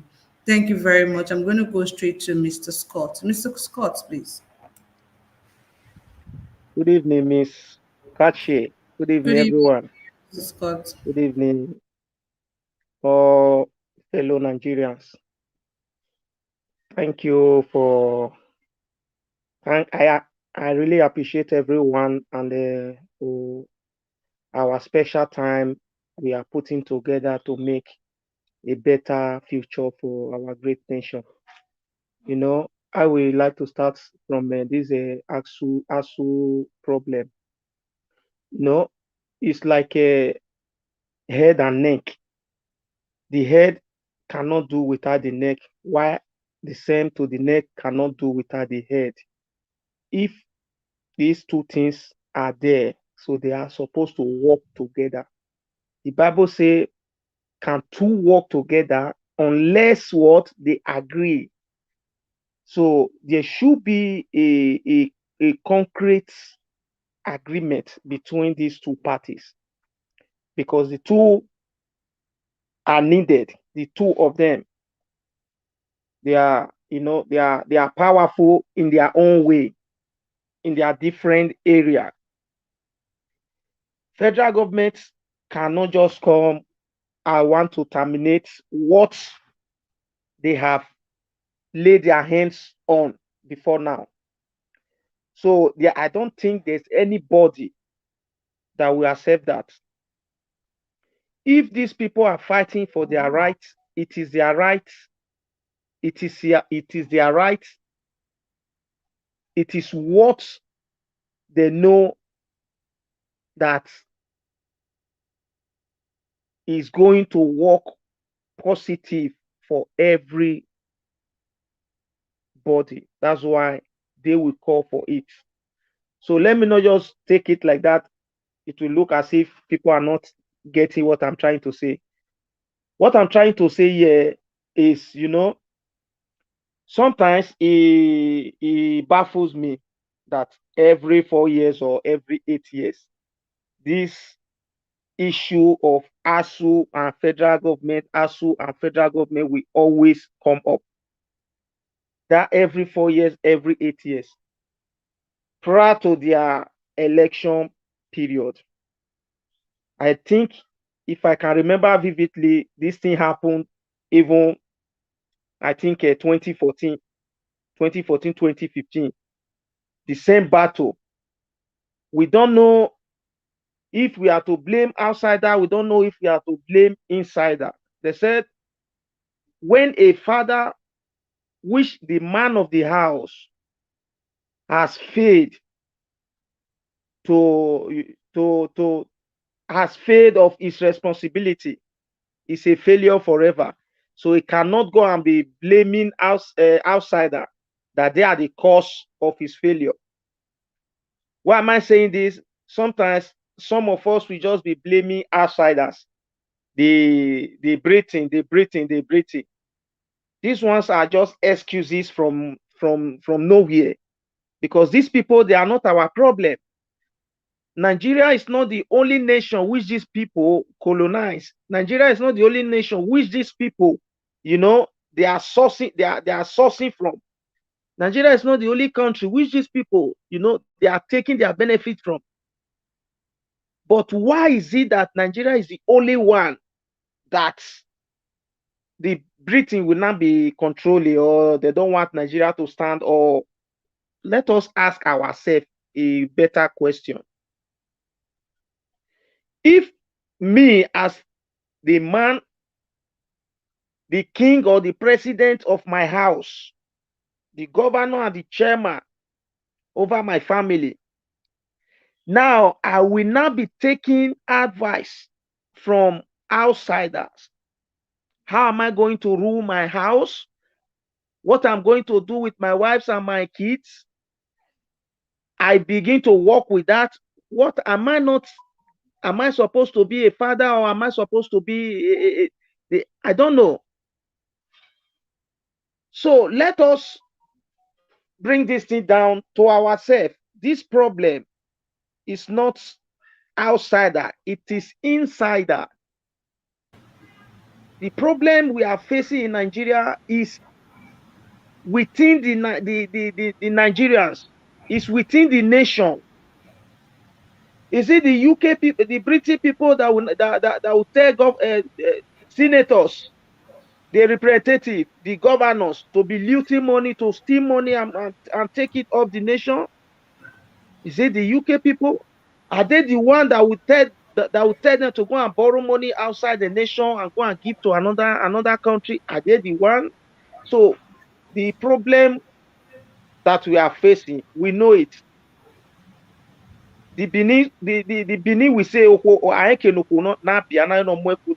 know when woman put to bed, according to the tradition, they know how the stress and everything, but what they are going to say, just put your waist, face it to the side of the fire so that you can get heat. Is it through the waist the woman is the baby come from? No, it's not through the waist. For us to always for us to always pour our problems to another individual, to another people which are living their life peacefully, it is nothing but more confusion. Please, the best thing for us to do now, if we are coming together to make a better change, not the change this present government promised us before, but now we are going for a better change. That we come together, we bring this new government in and chase away the old government. And if the thing now remains like this, then we now have questions, we now have people to ask questions. Not that now nothing has been done about that, but we are just channeling our problem or our grievances to another person. Okay. So please let me not take too much of our times, but a way forward, the way forward, it is in our hands. Now we Okay. have something at hand. We have something at hand. If we now be talking of another thing, it means we don't have direction. When we now have somebody that is coming to represent us and give us a new Nigeria to build us, now we are not talking of division. I don't think we have direction like that. So please, not only from this shining that people have been talking on this division. Even outsiders, sometimes the thing beats my imagination to say, by this time, people are not talking of division. Let us do away with division. Come together first. Let's solve this present problem. Now, before we talk of another thing, there are those we say, Amukonya Kosi cannot put a chip on top of a chip and be selling it on top of the sea. It is not possible. So when we have one thing, we face it. Let us not chase two rats at the same time so that we will not lose the two. Please, All right. I stop there for now. Thank you Thank very you much. very much, Mr. Scott, for that. I just quickly want to address what someone was asking, if or it's one person that actually formed these rules and regulations or this guideline over Nigeria Watch. Yes, the platform belongs to a person, which all of you all know. But at the same time, YouTube also have its own guidelines, so we cannot be perceived as a platform that promotes violence or hateful speech and things like that. We're going to get a strike. So it's not just about Mr. Nigeria Watch giving a guideline or setting a rule or something. So this is also about YouTube on its own. We cannot be perceived as people whose platform is known for violence or hateful speeches or insults or things like that. We're going to get a strike. So please, guys, help us to keep to these rules and regulation. No hateful speeches, no insults, and all of that. Mr. Amechi, I saw your comments. Probably you didn't mean it like that, so that is fine. But guys, please, let's just try as much as we can not to use any ugly names or insult anybody. Thank you very much. People do not always have to agree with what you think or how you see things. Basically, that's why we're humans and we're different. Okay, so but please let's try and say the things we need to say without having to, use any hateful words on anybody. Thank you very much for your understanding. I'm gonna go straight to Golden Mark Records as the last caller for today. Mr. Golden Mark, good evening to you. Thank you for being here today. Hello, good afternoon, everyone. Mm. Good afternoon. It's just a very short one.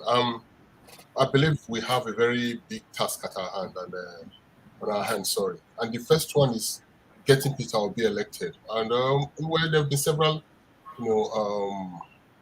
campaigns, and there'll be several online social media platforms supporting this movement.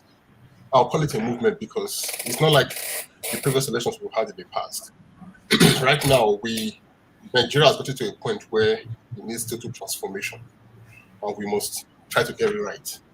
And I kind of love what I've seen so far from him and from those who perhaps are actually in good positions in regards to this campaign. One thing struck my mind this weekend. I think I was also watching China's television, and Rufai made mention of it, and I was so shocked. Nigeria federal government just renewed a contract with Tom Polo. Now he'll be getting 4.something billion naira every month to provide security for the pipelines and the Niger Delta area where you have the petroleum companies and all that.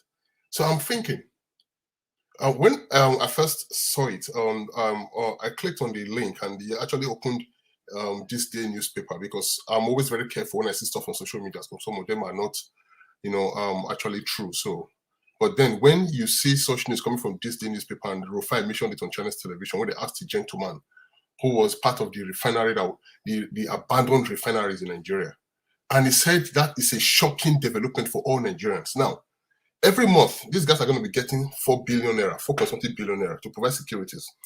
That is to tell you that Nigeria, we don't have proper policing unit anymore. We don't have the armed forces anymore. What about the navies? So what happens tomorrow when these guys stop, when the federal government stop the contract? And with these guys having this contract now, that is automatic access to weapons, because he's going to provide weapons to his boys. So, so there's a lot has actually fallen apart in the country. So I've always said it before, I said Peter Obi is not coming to change Nigeria. It's actually coming to start a process that will change Nigeria. And my prayer is that whoever comes in after him builds on the foundation that he will lay, because 8 years for me is too small to actually change the country that has completely destroyed like we have right now. Nothing is functioning in the country. Everything is collapsed. It's a collapsed system. The educational sector is collapsed. Everything completely collapsed. So, we now we're talking about, we don't need the recycling of these previous leaders anymore. Someone like Atiku should go and relax. Someone like Tinubu should go and rest. I mean, he couldn't even make it down to the conference that was held just a few hours ago. He couldn't make it down because he cannot. He is so unfortunate that he can't express himself to tell Nigerian people what he truly want to do. But he is trying to use his influence. He's trying to use the power that he's gained over the years by supporting this current failure we have at ASUU Rock to make himself the next president. So we are saying no to that. We are saying no to the continuity of failed leaders, the continuity of having these guys who are counting their days to the grave. Pardon me if I put it that way, because I'm not mocking him for being sick, but leaders should declare the head result. I mean, if you're going to be a leader of a country, the people should know if you are capable, if you are fit. We should know that. So no one is mocking him because he's sick or because he's not strong. We are simply saying to him, Oga, you go and relax. Fine. You've done a lot if your people want to sing that praise to you, or those that support you. But we are saying Nigeria as a country is too big right now for you to handle. We need someone who's more competent. We don't need you. So this has something to do with one mocking his health. No, I don't join people singing those songs on social media. I won't mock him because he's sick. But I'm saying go and relax. But where we're facing right now is that we actually in a critical situation for the country. We need a leader, someone that actually know how to drive Nigeria away from where it is, to where Nigeria will start working again. Because don't think that the 8 years is going to come in or 4 years, whatever, if you get elected again, it's just going to go like that. No. So Nigerians, we should stop this microwave miracle, thinking this will just work overnight. No, it's a very long process. So he is only going to change a process. He's going to start a process that will bring a change, and whoever comes in after him, that person will decide to work on the foundation he lays, because everything is collapsed. We're looking at what's happening in the Niger Delta. looking at what is happening in that part of the country, the north right now, El-Rufai said a few days ago that the security, the terrorists, they've set up a parallel government in Kaduna State. Now they now take taxes from the communities they are controlling. So which means you have the government right now. You have the Nigerian government represented by El-Rufai in Kaduna State. You have a terrorist government running alongside with the governor and in other parts of the country. Then you also have these guys in the south who perhaps people will think, well, maybe the guys going to provide security. For me, I also see that as another big uprising or disaster waiting to happen. Supposing tomorrow the federal government decides to stop the contract, and Tom Holland's boys, they are angry because they don't have control over the Niger Delta oil facilities anymore. What happens? That will also be on that chaos. So how do we stop this old madness? I just believe that the first step is for Peter Obi to be elected, and when he comes in, that will be a start for a new Nigeria. Thank you. All right, thank you so much, Mr. Golden Mark Record. But first of all, I don't think anybody is expecting a miracle, right? I don't think anybody is just expecting Peter Obi to go there and just turn Nigeria to America overnight. I don't think anybody that is actually thinking like that, I don't know what to say, but I don't think people are actually thinking that Peter Obi will just go there and turn the situation around, because the country is actually in a mess. A lot is bad. A lot has gone bad. So I'm not expecting him to just go there and just turn things around overnight. It takes work. It takes a lot of hard work, and not just for him alone, for every one of us. We also have to do our part actively, right? It's not just Peter Obi right now. We also have to really, really, really do our part. So, guys, that being said, I want to thank every single one of you for taking time out to be here with me today. I appreciate you. We fight, we make up, we kiss, and we hug. Thank you all so much for doing this once again today. I say thank you to Mr. Collins, to Mr. Tunanja, to Mr. IK, Mr. Tiyobala, Mr. Chris, Mr. CM, Mr. Scott, Mr. Chooks, and to Mr. Goldie Mac. Omoyes Corner was also here earlier. Thank you all so much for taking time out to do this again with me. To everyone viewing us from anywhere in the world, thank you guys for always coming through. God bless you. God bless you. May our effort never be in vain. Thank you so much. I'm going to take time out to acknowledge those people on the comment section. I see all our politics right there. Amechi, Kyobi, I see you. This name had me to pronounce, so K. This one had no verse, I beg, but I'm just going to put your comments on the screen because the name had me to pronounce. I can see Mr. George Blucher right there, Joseph Orji, Amici again, Michael. Thank you so much for being here. I appreciate every single one of you, Mommy Diaspora. Thank you guys for doing this always with me. God bless you. May our effort never be in vain. I can see Paul right there. Paul, good evening. Stew Maker, I see you right there. Good evening to you, Michael. I see you. Golden Mark Records on the comment section. I see you right there. Thank you so much for being here. Biodun Latif, I see you right there. Mr. Tunanja is also right there on the comment section.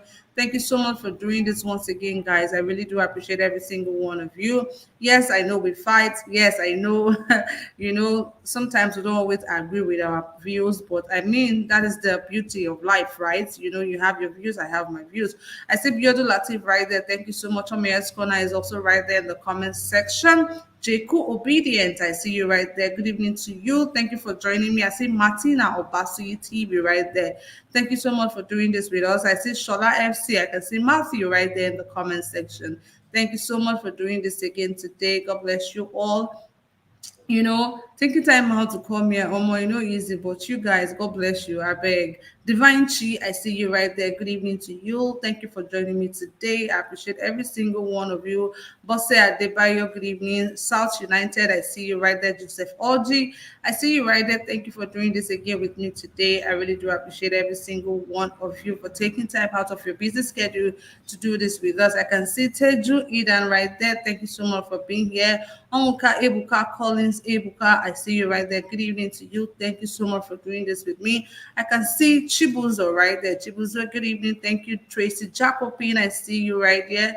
Thank you so much for doing this with us. We really do appreciate every single one of you guys. Do not be offended If you do not see, or if I did not call your name, do not be offended, because we have a lot of comments right here and the thinking is going up and up. I have to keep scrolling down every single time. I need to acknowledge everyone. Thank you guys so much. And to those who gave us super stickers today, Mr. Amici and Mr. Alexander Gomez, good evening. Thank you so much and God bless you for that. That goes a long way to help us with what we're doing here. Thank you so much. God bless you. May your pocket never run dry. Edo Lights Watch, I see you right there. Chidi Domike, I see you right there. Thank you so much. Thank you, thank you, thank you. I see you, Zigby Wilfred. Good evening to you. Thank you so much. Thank you for the encouragement. God bless you. I see Maximilian right there. Good evening to you. Thank you for being here today. God bless every single one of you. May our effort never be in vain. And may the Almighty continue to crown all of our efforts with success. Thank you once again, guys. I really do appreciate you and I love you all so much. We're going to go for the second round again. I'm going to give everybody 2 minutes each to make their final submission. Guys, let's keep through to the 2 minutes. I'm going to put this on the timer. So let's keep through. Stay true to your 2 minutes, please. I'm going to start with Mr. Collins. Mr. Collins, are you ready for me? I'm ready. Thank you for having me back. And also, thank you, the listeners, and also the panelists. Everybody spoke well. I appreciate their contribution for one way or the other. All I'm just asking everyone is to let's make sure that we keep the spirit high because, like Mr. CM say here, a lot of people, I keep saying this, people, there will be so many things that will accusations from somewhere or the other. But all those things, they will try as much as they can to bring our spirit down, but our spirit will keep going up, up. Like I was just watching a video. There was a video that was now released. Catch the one you shared before. This one is a different thing. After the whole thing, when Peter B, Biden, when they give him award, and when he wants to leave, you see the whole crowd. So people are not asking. Those people you saw there are not maybe people on the internet. These are the only people there. So if that crowd can be Exactly. sharing for Peter B, that alone shows the whole thing. So they realize APC and PDP knows that they are not going anywhere. And you remember when INEC released a statement about they are going back to manual, then saw people reaction. That alone speaks highly of what is going to happen in this election. So for me, I just encourage my fellow Nigerians, let's keep the spirit high and make sure that coming 2023, we make sure that we elect our candidate, the candidate that we all deserve. So that's my own contribution. And also, I wish everybody luck. And Thank you. for having me once again. Yeah. All right, thank you very much, Mr. Collins. I just quickly want to say something on what Golden Mark Record said, okay, concerning mocking Tinubu about his health and all that. I also do not think it's fair to mock him about his health. And I also think that, there are some sicknesses, like I've said this before, there are things that comes naturally with age. As you age, there are things like right now, there are things you could do 20 years ago that you cannot exactly do them now. Even if you can do them, you will not find it easy doing them, unlike before. So there are things that comes naturally with age. So these are things that has come naturally with age. So mocking somebody over their health is a no-no for me. I do not subscribe to that. I totally disagree with mocking somebody over their age. These things are natural. It comes with age. Okay, I'm going to go straight to Mr. Tunaija. Mr. Tunaija, please, you have 2 minutes. Mr. Tunaija, are you there, please? If you are talking, your mic is muted or we cannot hear you. Okay, I'm just going to move straight to the next person. Tunaja is engaged. He said he's engaged. Next, please. Okay. Mr. Ike, please. Thank you, Kachi. Sorry, I want to remind us that when you are destined for a higher destiny, you should be ready for the big fight. And Peter Obi has been called for higher destiny. And we that are supporting and praying for him should be ready for the bigger fight ahead. They're going to throw many things. They're going to throw many things on the wall to see if it's going to stick. But at the end of the day, If God has said that Peter Obi will be the next president of Nigeria, it shall come to pass. So I want us to prepare our minds for the bigger thing that is coming. You know, by next month, the real campaign will start. So supporters of obedient movement should prepare your mindset. Do not be carried away with anger and frustration and comment. Don't fight unnecessary fight that you cannot win. The fight that is natural. There are fights that we're going to fight in this election that we're going to live for God to fight for us. And there are the ones that we're going to fight with intelligence and smartness, you know, so that we don't fall. We don't fall into their games and into their tricks, you know. You should also know that P2P has been marked out for the whole political parties because they know that he's the only person that is standing between them and the Asoro. So let us prepare our mind. Let us be ready. You know, let us be excited about what is going to come. You know, let us not be moved by what is going to come. We know it's going to come. They're going to throw so many stones on the wall. They're going to throw so many rotten plantain on the wall to see if it's going to stick. But I tell you, it's not going to stick. Because the man, the rock himself is prepared. He knows what is coming. And the people around him, they know what is coming. So we, the Nigerians who want to take over Nigeria through them, we should also watch, listen, and follow the footsteps of our leader, who is Peter Obi and Datti Baba Ahmed. Okay. You know, there are fights, they will fight, and there are fights that we're going to fight. So please, I want to remind all of us all over the world, be ready for stinking, you know, they're going to throw a lot of things, but we are ready for it. God bless all of us, and I wish everybody a blessed day and a blessed night. God bless you. Too. God bless you too, Mr. Ike. As for me, I am of the belief that God will not come down and do for us that which He has given us the power to do for ourselves. So people should just, it's time to work. It's not just time to just sit at home and say, oh God, please, I pray. Thank you, Lord, oh Lord. So I really feel people should come together because enough of the complaints, enough of the criticism. God will not come down and do for us that which He has given us the power to do for ourselves. So these are man-made problems. You know, in now only Nigeria, where we say NEPA will bring lights, everybody will shout, hey, up NEPA don't bring light. To Father Lord, thank you. God, I thank you. NEPA don't bring light. Ah, God, I beg, may they not take this light. You go, they beg God, make them not take light or light so you know, say, now man made something. When you leave the country, man, that time you go begin to realize, say, oh, more. Now, wow. Some prayers, they will be say, 90% already answer. You don't even need to go down on your knees to pray that kind of prayer. And they will bring light, you go to shout, oh God, Father Lord, I beg me they not take this light. I don't understand.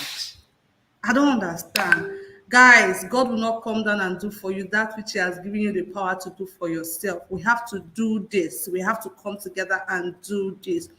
If not so they work, you can just go to an empty land and command a mansion on the empty land. Father Lord, as I stand on this land now, I command one big mansion. It doesn't work that way. We have to put our hands together and do this for ourselves. Nobody will do one for us.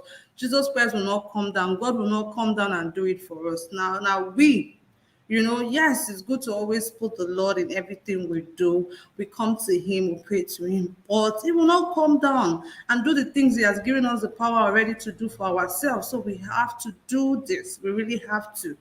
I can see Toya and Tonya right there, so, talking that, oh, I was saying it's not fair to, not to say nice things about somebody concerning their health. Yes, I'm saying it. Even if the other person said likewise, that doesn't mean I should say the same thing about the person. I don't feel saying nasty things about somebody over their health is good. Nobody knows tomorrow.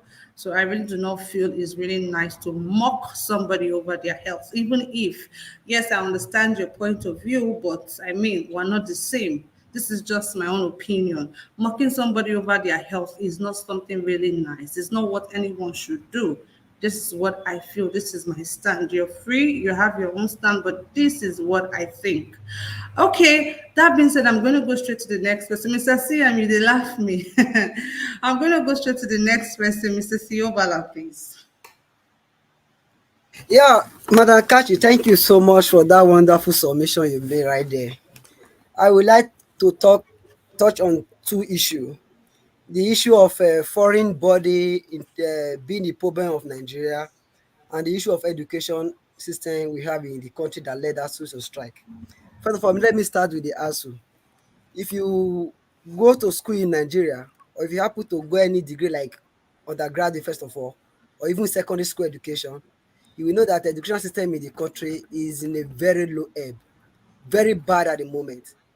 In Nigeria, there's no correlation between what we are being taught in the class or and what is happening in real world. I school in Nigeria currently, at least I'm doing research here in the United States of America. I know the difference. To God who made me, I can even tell you that there are some professors here in the United States that Nigerian lecturers are even better than. I'm telling you the truth.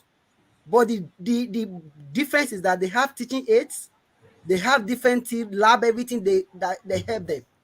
Enabling environment. Exactly. I don't see anything difference. For those of us in the field of science, I think in your program, when somebody came today also, you were asking who recommend such person. It says YouTube. It's YouTube that suggested that Video. this if to him. How did it happen? It's just a simple ng values and ng vectors, just a simple covariance matrix. What am I trying to? These are mathematics we have been taught in Nigeria, but we were never taught the application of all these mathematics. Now the system is collapsed. That is what the lecturers, the ASUU, are fighting for. Let there be an improvement in our education system so that we can measure up with the real world. Going back to what is happening to us, blaming the foreign body is very, very bad. You just said something now. I happen that in Nigeria, we pray every day for light, just for light. We pray for good road. We pray for everything. These are what is natural here. People kill themselves in Nigeria because they just want to buy car. And these are somebody want weekly salary. We are talking about corruption. Somebody just mentioned about contracting security to private individual. Yes, it's good to contract the security to private individual. But imagine the corruption going on there. It's not for everybody that said that is doing that. 20 years ago, people should go and look at the development of China. China in 30 years ago, they were nowhere to be found. They started sending people to US, Canada, and to go and study. They will now go back to China and develop their country. Today, China is one of the world economic power. Despite the far rules and regulations, the US is trying to work against them or something. They are still improving because their education system is working. We should stop blaming people for our own misfortune, bad leadership. Now we are badly electing a good electing leader. People are coming here with their tribal, with their religious sentiments. But in the country, UK or US or Canada, where they are, there is nothing like sentiment. I happen to live here, work in one of the best institutions without needing to know anybody. But in Nigeria, you cannot gain any employment without needing to sort or meet somebody for recommendation. See, everything we are passing through in the country has nothing to do with foreign body. They are not the one making our policies. They are not the one talking about power system in the country. They are not the one in charge of fuel subsidy. They are not in charge of all those high costs of governance, hospital allowance, mosquito allowance. I don't understand. The whole country are cutting down their costs, but Nigeria, they are increasing their costs. They want to renovate National House of Assembly with billions of dollars, but education system is down. No lab. Clear bush. We are here blaming foreigners. What does it take to develop a nation? For people also saying that Peter Obi is not coming to do magic also. Yes, it's true. But the truth of the matter is that it's just one thing the Nigerian youths are looking for: internet and light, so that they can learn. If as to like they go on strike or not, they can learn on the internet. If whatever things you want to learn in the world right now is on YouTube. Even here in the United States, see, most of the things we are learning are on the internet. They will never come and teach you anything anywhere. You have to go home and learn it yourself. Assignment every day, you do assignment, you'll be crying for assignment alone.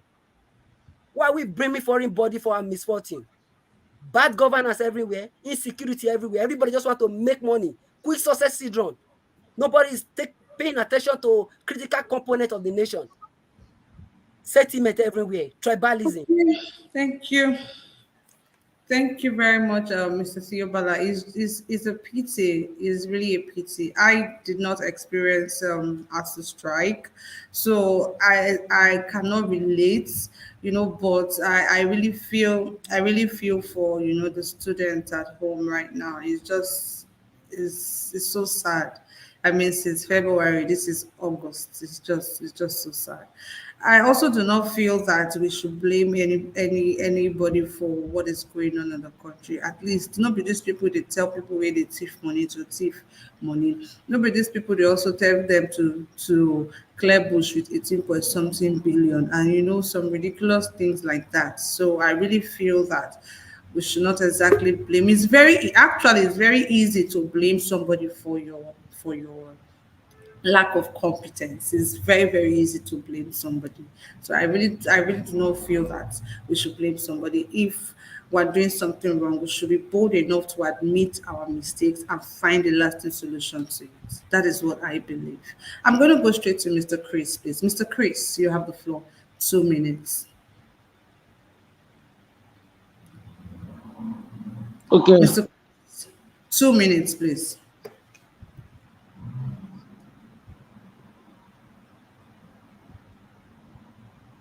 Can you hear me? Mr. Chris, I can hear you. Please, you have 2 minutes.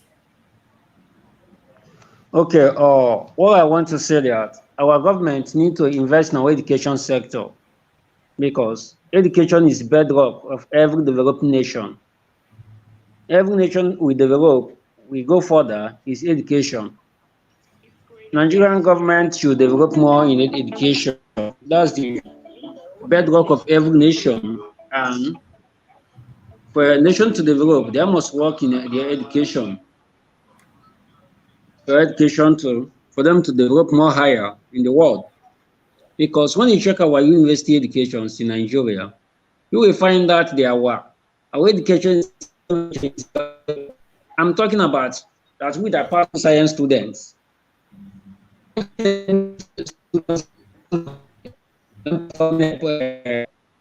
What all we know is the ordinary theory. That is still a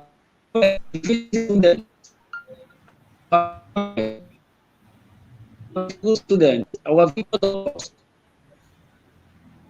reverse every Charles, education. Mr. Charles, we can barely hear you. No, please. Huh?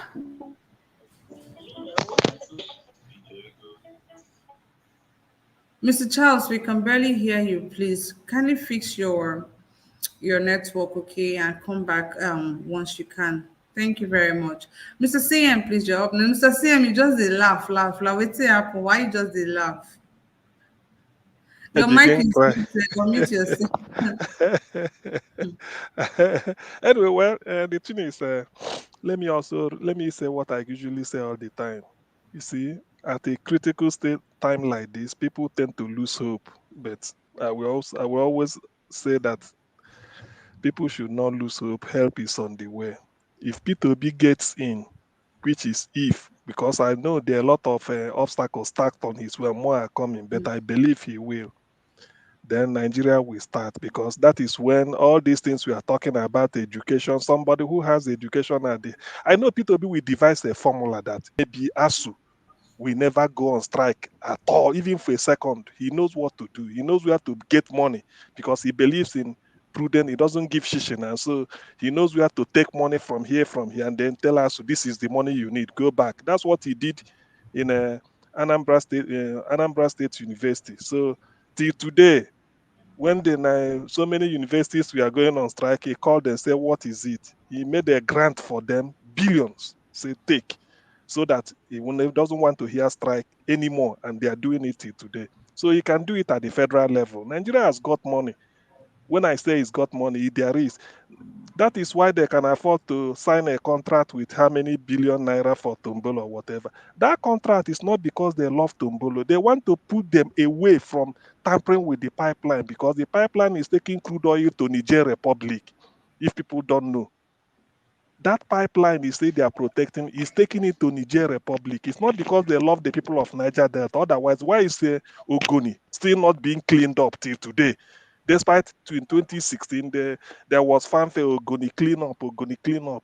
It's just the tactics of these people in charge. They want to make sure that the oil flows to Niger where it is, and then they bring it back and sell it to you as imported or whatever, pending when Dangote comes up. So a lot of things will still be taking place until hopefully Peter comes in. So that's why I'm saying, if you know that you have a good product to sell, you have to do everything possible to market the product, to protect, even let us even take it on ourselves to protect Peter Obi and Datti. We protect them through prayer, through everything, because to me, that is the hope of the millions of people now, because they are looking up to him, that when he gets in, people will now say, yes, Nigeria we've started, so to speak. So that is the starting point. So to that extent, please, nobody should lose hope, even when the situation is so critical. So let's keep hope alive and hope that things will change, hopefully within the next few months. Thank you very much. Thank you. Oh my God, I wasn't expecting Mr. Sam to be this fast today. Thank you, Lord. Oh, Father, I thank you. Thank you, Mr. CM. I'm going to go straight to Mr. Scott, please. Mr. Scott, you have 2 minutes. Please stick to your 2 minutes, just like Mr. CM. Thank you. Thank you very much. I always stick to my time. Even I normally leave some time, some minutes. I will still do that Okay, today. You see, great. Thank you. if we are to always have a blame or talk of problems, the problem which we are facing, and if we are to start working these problems out, we have to start to work on them. It is from our religious leaders. Why am I saying this? Because we cannot begin to close our eyes and shut our mouths when we are seeing the things that we are supposed to talk on. The place called Nigeria, our problem is just the religious leader. Just as somebody will just be praying, may God let them bring light, when you know that it is not possible. God has given you daylight, the sun or the moon. So the rest is not from God, it is man-made. So you don't have to pray to God to have it. What you need to do is to go out there, sort your money, work your money, provide this light for yourself. Or people will just be praying, go to church, the pastors will just be praying, this year you will have a car. You will have a car, you don't have a job. These so-called clergies, they will not educate people that before you have a car, you have to have a job, so that a car is just like one who has a baby. You will definitely cater for the car.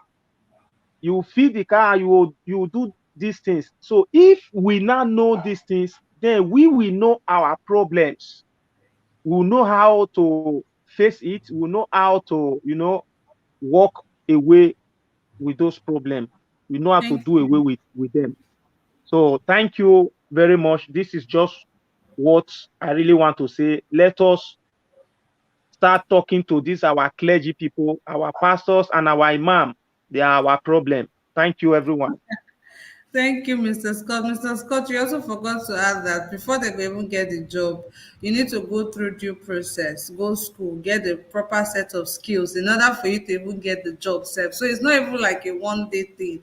So you have to go through process. This thing is process by process. You cannot stop it. Thank you once again, Mr. Scott, for that contribution right there. I'm going to go straight to Mr. Chooks. Mr. Chooks, please.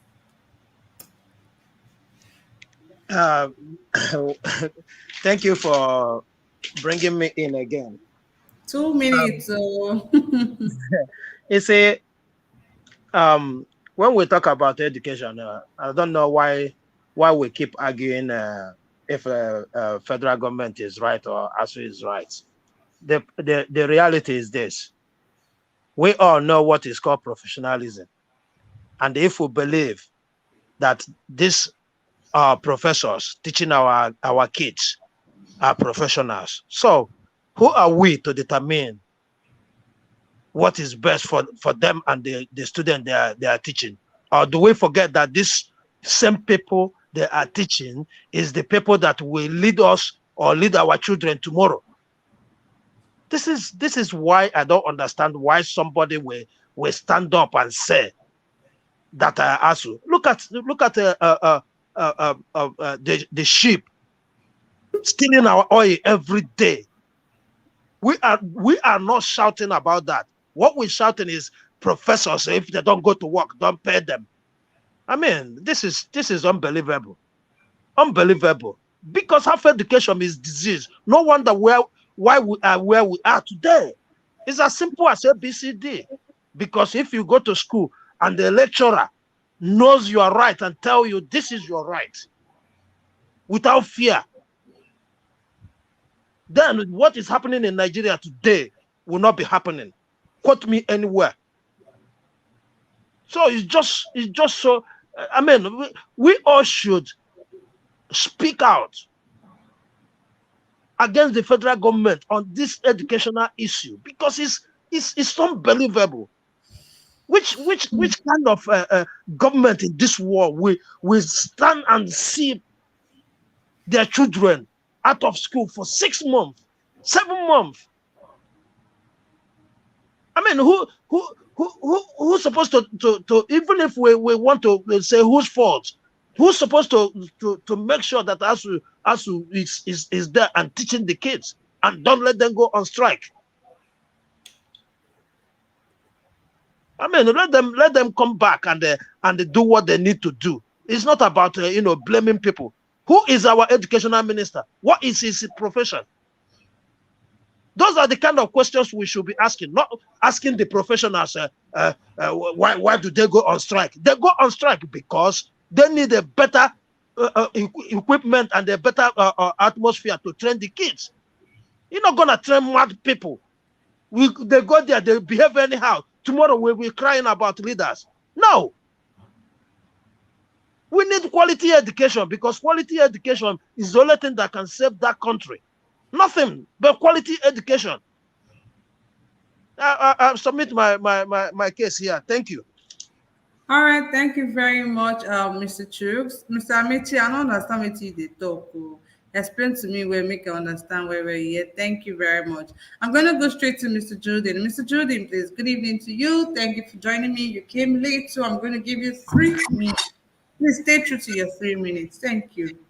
Yes, good evening, everybody. Thank you, Kachi. Well, I just came in, just listening to a few things that are what they are saying. I guess they're talking about education and the ASUU. The importance of education in any society, or for any society to develop, and the citizens do well, and both being economically empowered cannot be emphasized. ASUU, I know a lot of people out there, screaming and yelling at them. But I, for one, I know how many times when I was in school in Nigeria, how many times they went on strike. But I never faulted them because these same professors who have spent majority of their time reading and studying to be able to teach us and to teach their kids.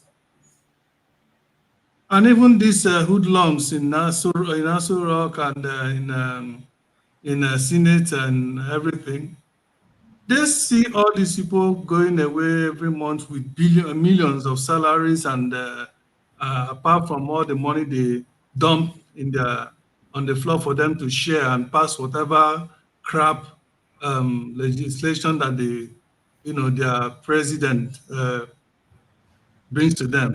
They see all these things. So the little they are asking is just a little compared to how much, these people take. Was it not 2 years ago in the National Assembly, they added to the bill of, I think it was 2022, 2020, I mean, National Assembly or Senate, they added, I think about, if I'm not mistaken, I think about 20 something billion naira or something to renovate, ordinary to renovate the House of Assembly in Abuja, to I renovate, think not even to build. 80 billion, sorry. 80 billion, right? Just to Yeah. renovate, ordinary renovation. Even the house was not even built or did not even cost up to up to 1/10 of that. And they took about 80 billion to renovate. And ASUU is asking for a pittance compared to all that these people have been stealing. Not just for themselves, to equip the university so that they will be able to, our children will be able to learn in a comfortable environment, as well as have exposed to the modern day technology, and then learn so that they will be able to compete with their counterparts all over the world. And then they are saying no. Come on now. And people are supporting the government. People are supporting against ASUU. And people are saying that the ASUU should not be paid for staying at home. This is ridiculous. At times I say, what are we even looking for in this country? We are looking for a better society, but we are not prepared to say the truth. We are not prepared to back the truth and support that which is good and condemn that which is evil. We live in a society, in the same system. We see terrorists being given billions and billions of naira. And then lecturers asking for legitimate funds to fund our education. People are talking ill against them. Well, it's a shame. Nigeria don't know what we want. We really don't know what we want, because if we know what we want, we will also know that if Tinubu and Atiku will be using billions of naira to buy votes, to pass through corrupt means, and yet they cannot find ordinary. How much are they asking? Even if they're asking for 1 trillion, how much is that compared to the amount of money we are losing every day? 500 and something barrel of oil that were being stolen every day. In fact, one day alone, the sale of one day alone of all that they are stealing, because this is still the same government people that are agencies, are government that are stealing all these things. It's not you and me, it's not people like you and me. If they could tighten up whatever loophole and sell just one day, enough to give us money to go back to school. Well, I yield my floor. That's all I'm going to say. Thank you very much, Mr. Juden, for that information right there. I understand your frustration. I'm going to go straight to Just For You. You have 3 minutes, please. You came late. Thank you very much. Okay. Good evening for giving me the opportunity once again. I greet every panelist and the moderator and everyone. So I will only just speak on 2 things. The primary responsibility of a government. So when we are saying we are blaming one another, blaming other country, blaming this one, what are the primary responsibility of a government? 1, security. 2, electricity. 3, potable water. Then 4, we talk of education, good road and healthcare. These are primary responsibility. We don't need to pray to God to have this. We don't need to pray. These are primary responsibility of a good government. So if we are blaming China, we are blaming England, we are blaming other people, it's because we don't know what is the problem. Our problem is the people are not ready. Why? Because majority are blindfolded. So when you vote in an illiterate somebody, what do you expect? You will not expect much. I said this one time that the government of the ex-president of Zimbabwe, Robert Mugabe, Google it, is there. He said you cannot vote for. Hello, can you hear me? We can hear you now. Please continue. Okay. You cannot vote in an illiterate president and you expect him to do like Obama. I mentioned this before. You can Google it. So the problem is the people are not willing to get a good government. Now we are talking of Peter Obi. Now you will see some people are talking of Tinubu and all that. And you know these people have been there in the government and they have not done anything. So when we talk about ASUU, ASUU has not done anything wrong. Let us be realistic. When we see other countries, you see young boys, young people, they are doing something. The government will just pick that people and start training them. But you see people in Nigeria, I know of young person, young boy in I think Anambra that manufactured something and turned into electricity. You know, this kind of people, you're supposed to bundle them together, bring them together, finance them, send them to training. Then you see that is what somebody was talking about China. But we don't think about that line. The problem is when these things were going wrong, the people were sleeping. Why? Because Buhari came to power. The first thing he did was to put in some people that he can manipulate and which go against the law. He was supposed to be impeached. When you are there, I know when the president is there, you're supposed to preach, bring somebody who is what they call it, commander in army chief of staff or so. You bring that person from another region. You bring the other one from a Senate. You bring the other one from Senate. So you can, let me tell you, that is what Ghana did. This Fulani herdsmen and the rest of them, they were also troubling Ghana. But somebody is there that control it. This Boko Haram was also there because I watched the video when they sent the soldiers to the bush, they kill all of them and said Ghana is not Nigeria. He mentioned that Ghana is not Nigeria. This place you cannot function. And since then, they have not been able to penetrate. Why? Why have they been penetrating Nigeria? Because we have a government that flourished there. So why would the Nigerians, we ourselves and the people who are supposed to speak, like somebody mentioned Abasajo, why do they mute? Why do they mute? That is the problem. So I don't want to go back. I don't want to go too much. Let me stop there because if I want to, I will be repeating what other people are saying. I don't want to go too much. But our problem is ourselves. So God bless everyone. Thank you very much, Mr. Just for you right there. I'm going to go straight to Mr. Kel, and that will be our last speaker for tonight. Mr. Kel, please. Yeah, my sister Kashi, God bless you. Good evening. How are you today, sir? I'm doing good, and I hope you are all are doing. We're doing well. Please go ahead. Yes, I want to go straight to the issue. You have 3 minutes, please. I promise you I will use less than 3 minutes. Okay. We in Nigeria, with all due respect, there is something wrong with our thinking process. We have a problem, we know it, but we don't know how to get out of it. Now, we have been leaders that are not patriotic. What is patriotism? Patriotism simply means believing in your country. You can do anything for your country's good. We've been having leaders, and we have had leaders, and we are still having leaders who are not patriotic. Tell me one sitting governor that whose children are in Nigerian universities today. Tell me one minister. Tell me a president, even the sitting president. His children didn't school in Nigeria. They were even proud enough to display the picture of their children graduating in foreign schools.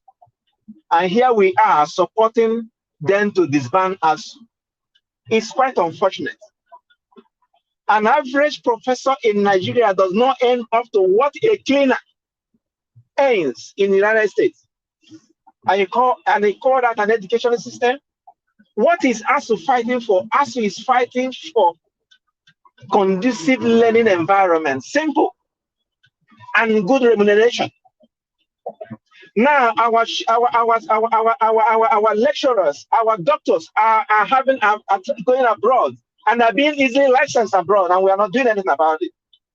We have senators that does not do anything, but they collect the highest paid anywhere in the world. They only gather together to say, I have it, now I have it, come together, sleep, and then they are heavily paid more than the professors that taught them what is politics. There is something wrong with our thinking process, and until we figure it out, we will not get out of this nonsense, out of this mess. Especially most of us that live in the diaspora, we seem not to understand that The good thing we have seen outside, which should also be reciprocated or happen in our country. It saddens my heart when I hear someone like Tunaja supporting government disbanding us. Now coming to Peter Obi and Datti disclosing their security plan. Security is to handle security has to have highest level of apply high level of intelligence. Now, do you know that Nigerian security situation has to do with human beings in government? Can Obi or that he comes now to tell you, when I come to power, I'm going to jail this person, I'm going to jail this person. He won't get there. They know all this. That he, in one of his interviews, said, we knew who are responsible for the insecurity in Nigeria. When we get to power, we will deal with it. We will handle it. Yeah, are you expecting them to begin to tell you, I'm going to jail IBB, I'm going to jail Shetima, I'm going to jail Obasanjo? No, you can't do that. That is not security stupidity. When he gets to, they know what the issue is. An average Nigerian know that sponsors of terrorism are right there in the government.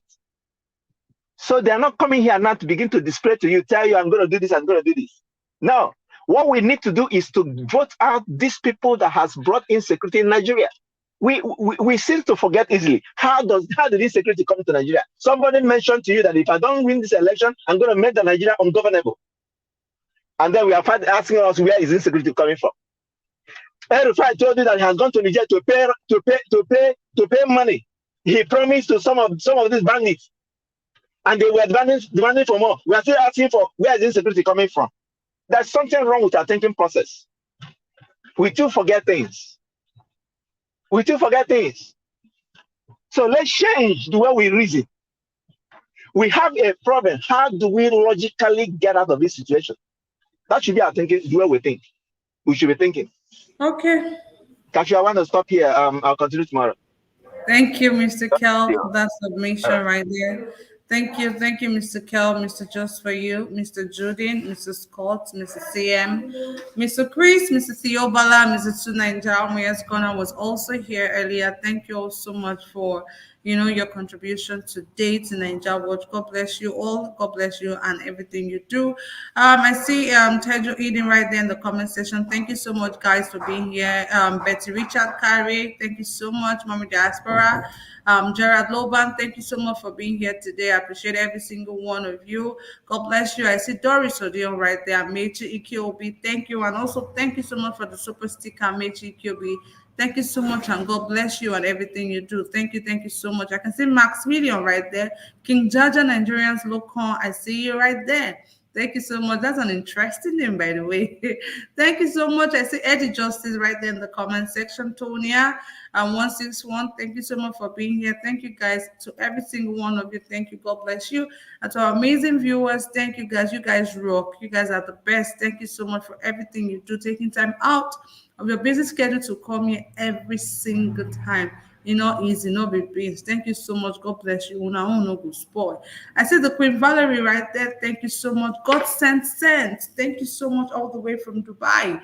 Thank you so much. God bless every single one of you. No will spoil. May our effort become a success. May we never labor in vain. God bless you and God bless the Federal Republic of Nigeria. Do not forget to join us tomorrow, same time, 5 p.m. Nigerian time, for a discussion like this, and 10 a.m. Nigerian time for newspaper headline reviews. Every Friday, 6 p.m. Nigerian time for our debate. Thank you so much and God bless you. I love you all. This is Kachi saying bye-bye, peace out, and ciao.